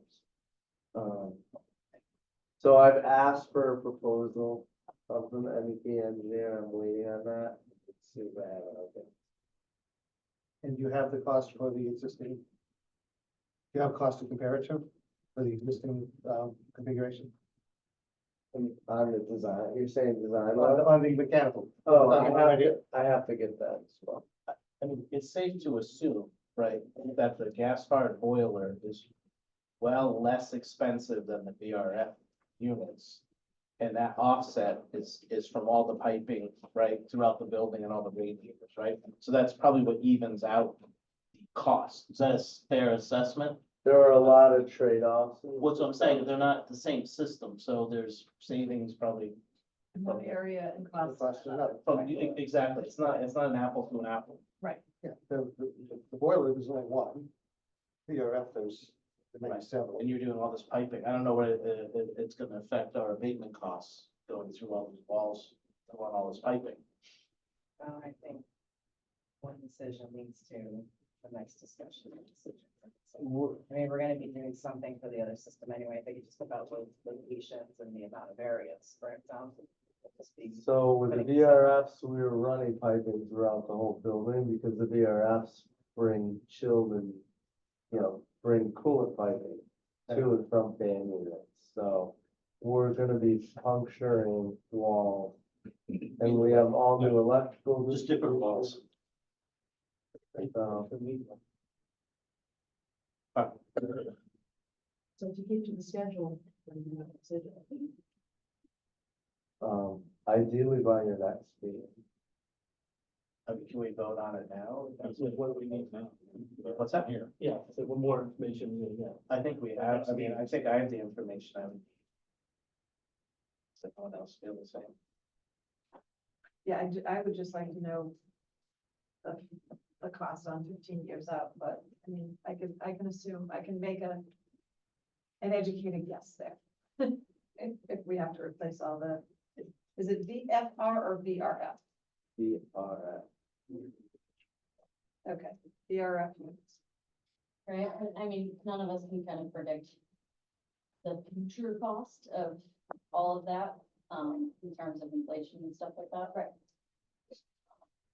But you can Well, I assume mean, that all. the one thing is, I think we get a guarantee of being able to heat the building adequately, right? If it is -20 out. And the January, February cold spells, that used to be November, December, and now January, February, but they're canceling. The direction is we're going to be sure we have cooling at 105 degrees or 120 degrees on the roof when the sun hits the roof. That's the, All the that- kids, that's the direction that all the kids will be at the beach. the people have to work there. Well, I mean, the cooling part of it, I does think not it doesn't change. change. Cooling part doesn't change at all. Cooling part doesn't change at all, right? It's just only talking about changing the heat. That's correct. Yeah, so it'll still cool the same way. So we're not, Cool. so we're not reducing the number of VRF. That I don't know. I know they told me there's offsets, so, one VRF unit is just doing cooling, it may be smaller units, but the same number of units. Because the units have a smaller tonnage.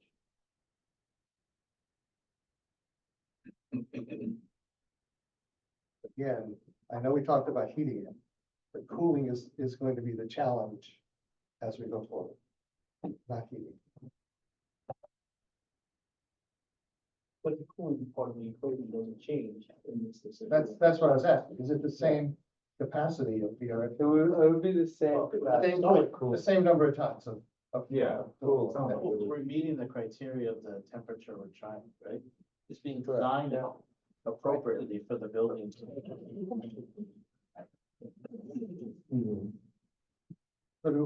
if we want to vote, someone should make a motion. I'll motion to approve the town, facilities folks' recommendation on the mechanical recommendations. I'll second it. Discussion. So the expectation is that we have a redesign that we have to pay for from MAP, but that will be offset by lower maintenance on the unit over time. That is the expectation, significantly less maintenance.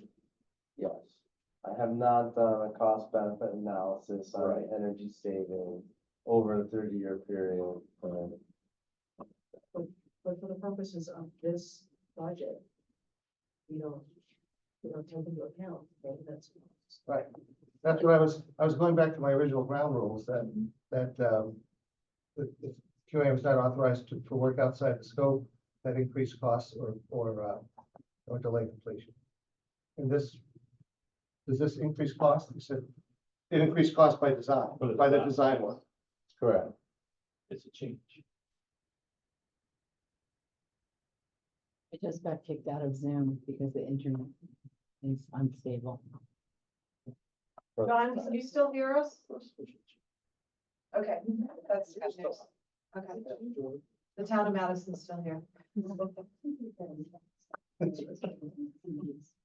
Well, I guess, how do you formally make this change? Should there be a design change request from the town to, or to the committee to give to Tom? And then Tom would reply with a, Yeah, That's what the memo with a is. cost. Understood, but the memo is not in detail to exactly what we're changing, and what we're requesting or not. Well, I think It's it's, a general scope. And that may be fine. yeah. It's just, not being critical, it's just, that's not for everyone to make a decision on. Joe, you wanted something to say? No, Okay. Are you agree with that or agree to go ahead? we go ahead. Okay.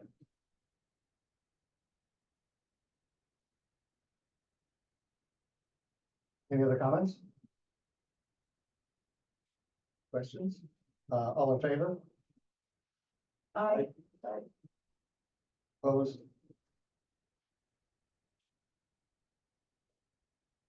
We'll take a unanimous vote on this one.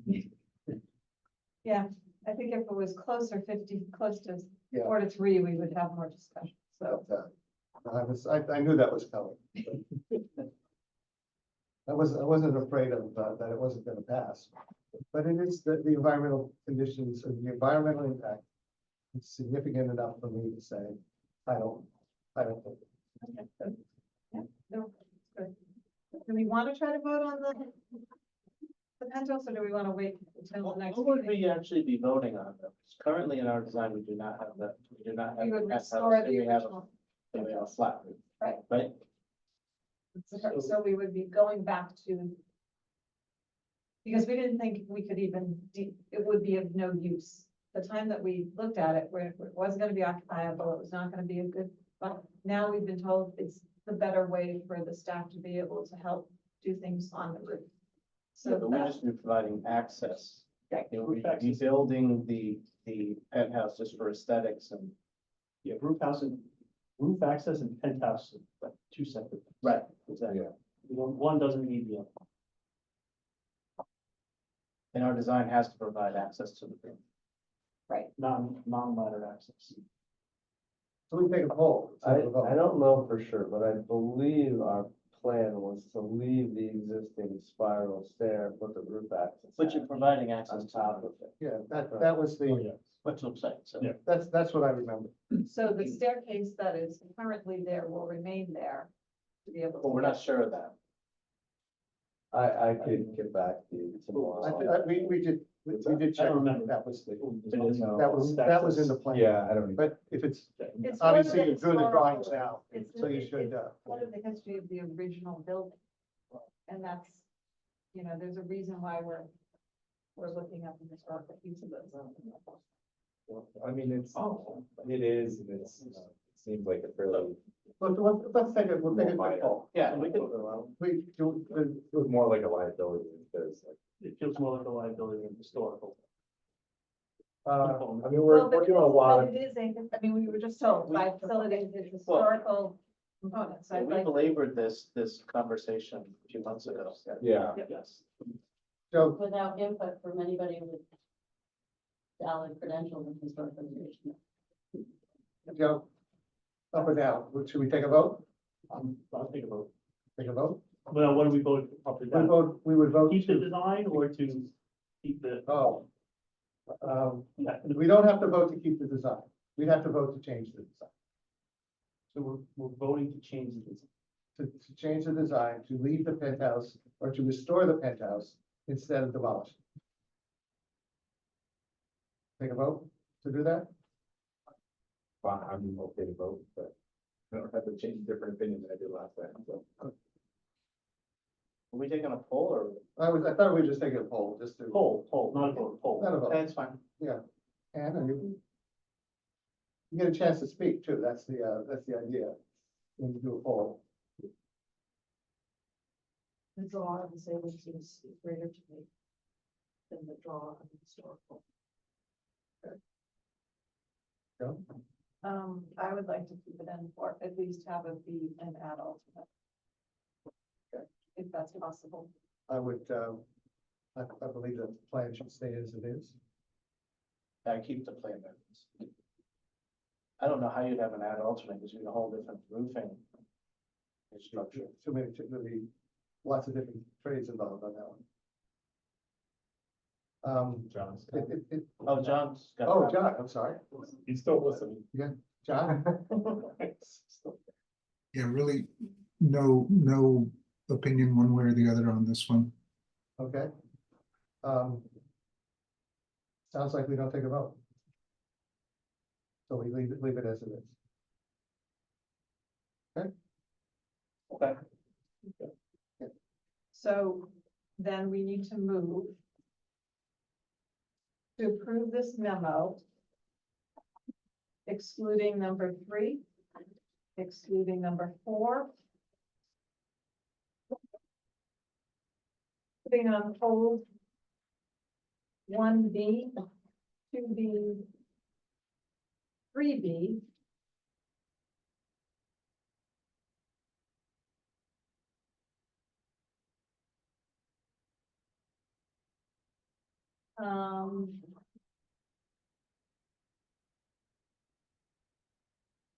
and everything else we said, it was okay for them to be looking into and coming back to us, I believe. The only question I've got is number 14, because it was like on Tessa, you were gonna kind of look into it. There isn't. So we're saying, yes, look into it. So I'm saying we move forward with this memo with the approach that QA&M has provided. Say, yes, we're gonna move forward with everything except for number 3, number 4, and hold on 1A, 2A, 1B, 2B, and 3B, because we're gonna wait on the theaters for the other piece. Also, we would hold on 12, which is we finish your 16 hardwood flooring. Unless you say that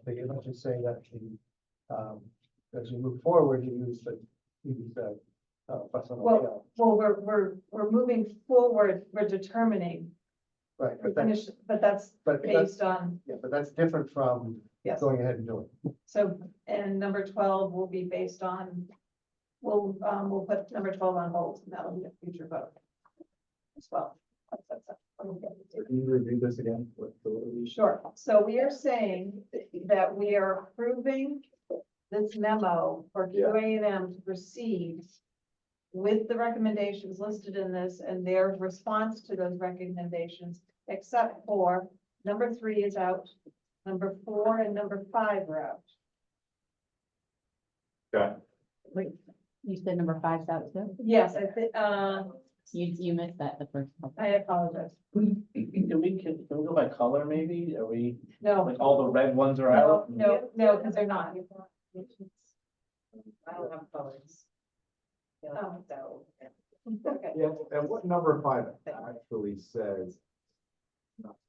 Different than what we. Right, so I That's why think, wanna I make think sure we don't make keep, I amendments. think, We want stairs I think to the roof, to the roof. right, but not the penthouse. So I believe five should be approved. Because it says just retain stairs to the fence, it doesn't say retain, so that's the one Right. above, right?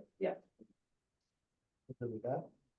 Okay, so we're removing three, we're removing four, we're keeping 5, 6, 7, 8. We voted on 9 or mechanical recommendation. Between a walkout door and a roof fence, And then, Like you And want then- something, This Hang way, on, go hang on. that way, the other We way. get a time. The stairs go out. sorry, I'm still on number 5. Right there, literally over. So we're expecting, now, so what we're agreeing to is that there's now a protrusion that sticks up that you can walk out a door. Instead of a staircase that goes. No, that's the point, yeah. We go ahead with the design. Right. Oh, yeah, We did not improve. I don't do this kind of stuff, I don't think of things like that. I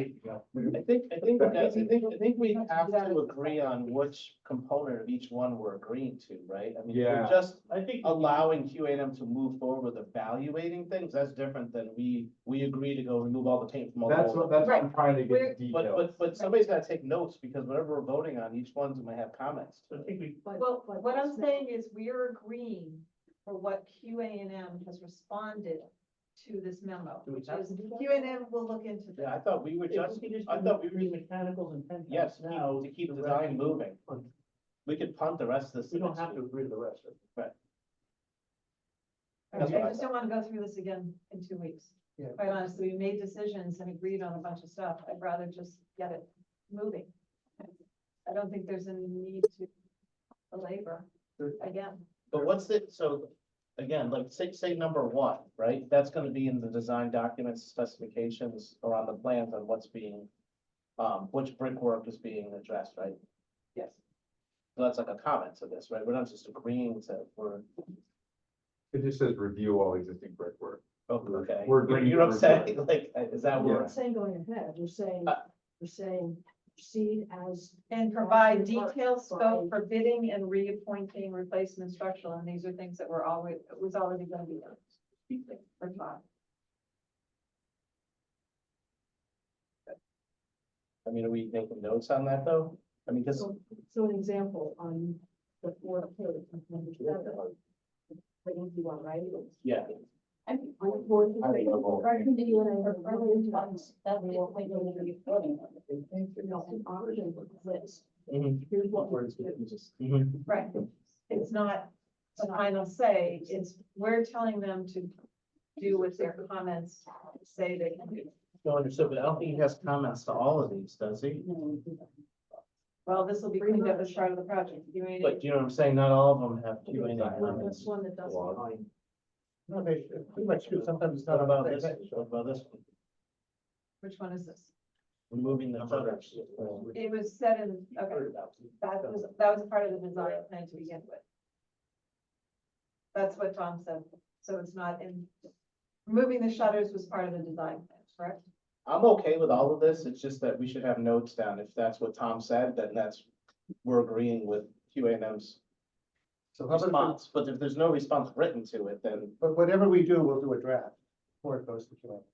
And everybody should get a chance to look at it.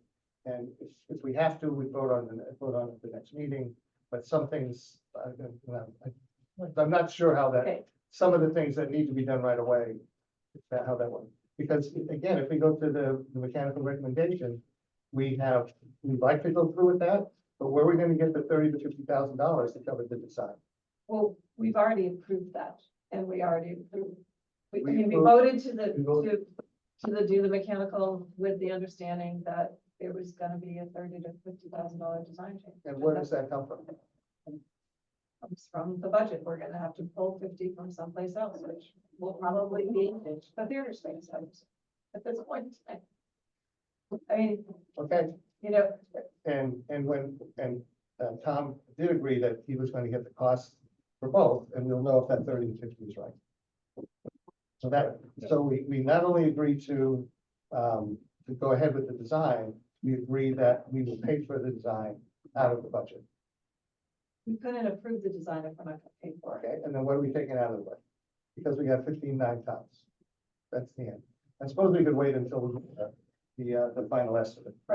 You still have That's design probably a building, you're saying? good. when you did DD estimate, what was your design contingency? So saying, 10%? come out of that. That was.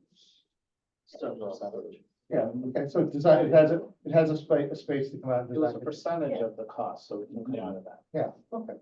Thank you.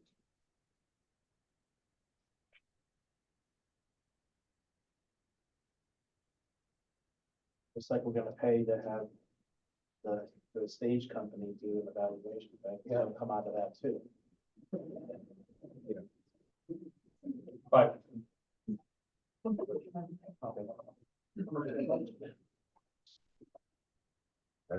No more changes.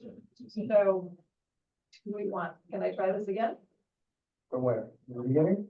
No, just saying that Okay. we approve this memo with the exception of number 3 is out, So the chimney's out. number 4 is out. 5 is staying. 6 is in. 7 and 8 are in. Mechanical recommendations are in. Layout recommendations are on hold for 1, 2, and 3. The rest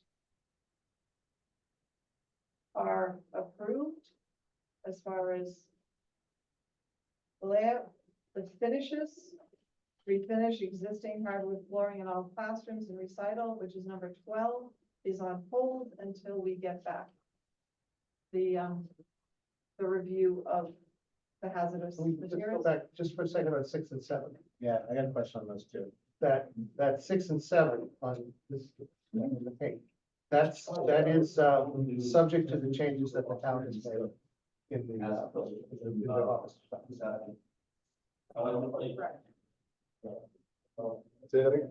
Subject, the town, that mapping that went out, that's the latest version from the town. And subject, it is subject, or it must conform to that change. No, what's gonna, okay, so the upstairs offices are gonna be workspaces and removable cubicle partitions. The only places where offices are youth and family services and beach and rec, correct? Correct. So what we just got presented to us are those hard walls or are those? And I thought that there was Those another are hard design walls. after this. those are hard walls and. I thought this was supposed to be the petitions. To save the tin ceilings that are on the upper floor. Those are hard walls in the Madison Family Youth and Services. That's Different space. Yes.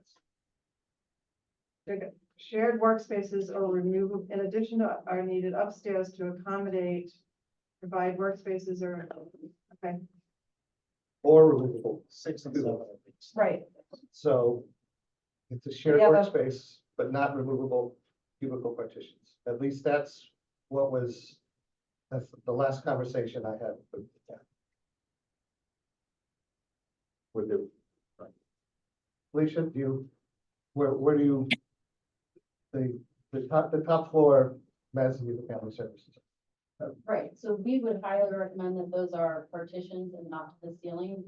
Not only because of the tin ceilings, more so because with those being 20-foot ceilings, you're going to create very awkward spaces. They're going to be long and skinny. You're gonna have a hard time with,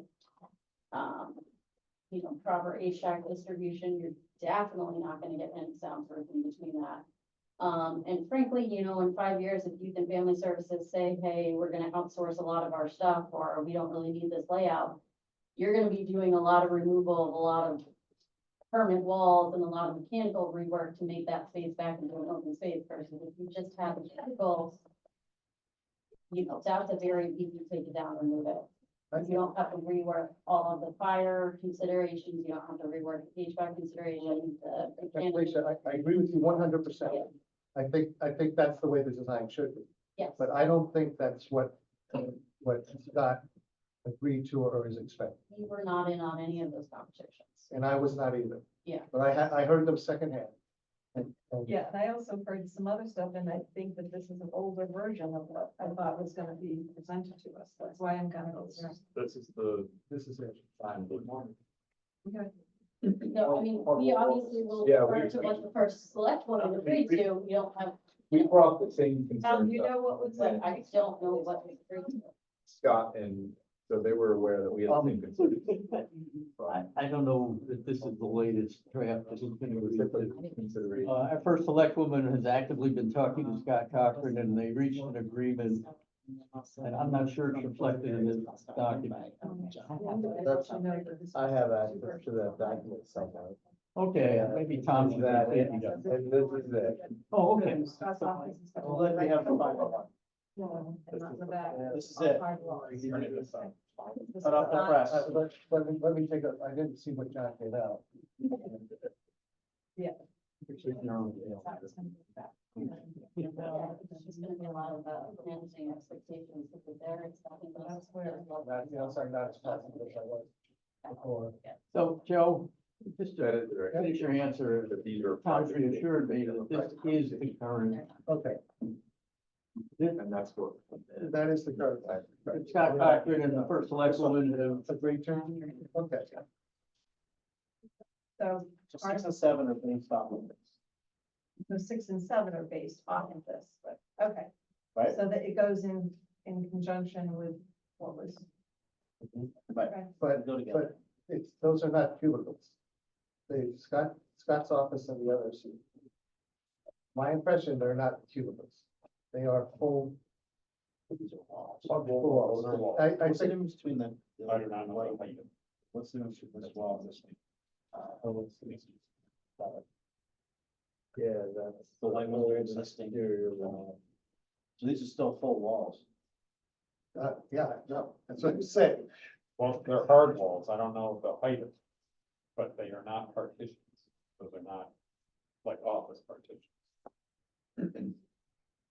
So that's why I would like to put the caveat on that. My point That it was, is subject to the latest drawing. we, Of the first this one. is the plan layout we have. We would take Felicia's comments to heart and try and make them so that they don't go up to the ceiling and interrupt the historic ceiling. We'll do our very best. At the basement level, that's no problem.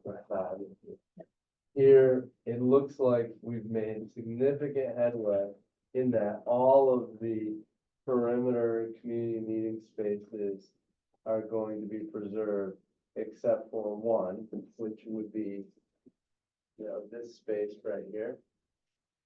This space right here. So, and this was in the addition, so it's, so we've reduced the footprint of interior partitions in a Yes. massive way. Yes, Uh, great progress. So if one activity room has walls that go up and they have ceilings, I'm doing my best. And I don't want to speak for Scott or Peggy. I think that's a, And neither one of them are on. That was on and it's I not. think that's a, I just don't want to speak for them. That I'm reasonably sure that the walls were intended to be real walls, not cubicles. Now, whether they're 12 feet high or 20 feet high, I didn't get that measurement.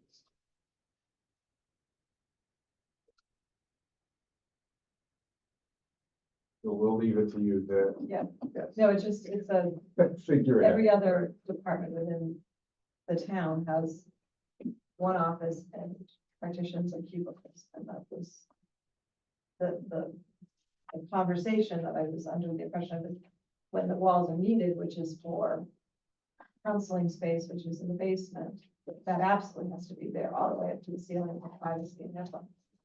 So, okay. Can we continue? If we make a note to add the 7, the caveat that or a note that the town, including Scott and Peggy, that should be verified. Because I don't want to go ahead and design without Yep. being absolutely sure. Okay? Yeah, no, Okay, and I'm in done. complete agreement with you. Okay, so, and then the last item that's on hold is the hardwood floors, which is number 12, so that, And the terrazzo, number and, 20. and the terrazzo. To see what the possibilities are, right? Well, except the remark from UANM is that they're looking into. Right, so that remark will have you look into it, and then you can come back to us. But we want you to move forward, we don't want to put that on hold, we want to continue to move forward. So, And the same would be for the, prepare this, what is the, wherever the corridors went, that was, that has the same hold as the floors for the classrooms. the corridor ones. Yes, where's the Corridor flooring. I lost it.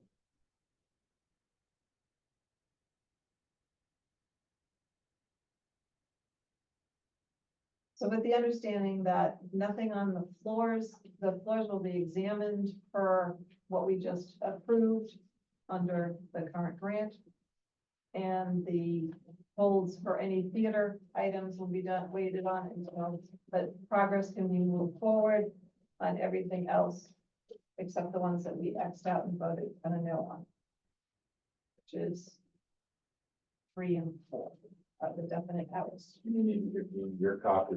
And then I'll hand this to you. You can send me the copy back and. That makes sense? Yes. Do I have a second? It was quick. Thank you, Ann. All in favor? Aye. So you're moving forward. You can have that. Well, now you know the color coding and then. Okay, I just don't wanna confuse you as a reference to the future. I don't know what your email, I'll just send it to you. We have, actually, we have one more, last public comment request. Jeannie, anybody? No comments. No comments? Move to close. Close by acclamation. Thank you. Thank you.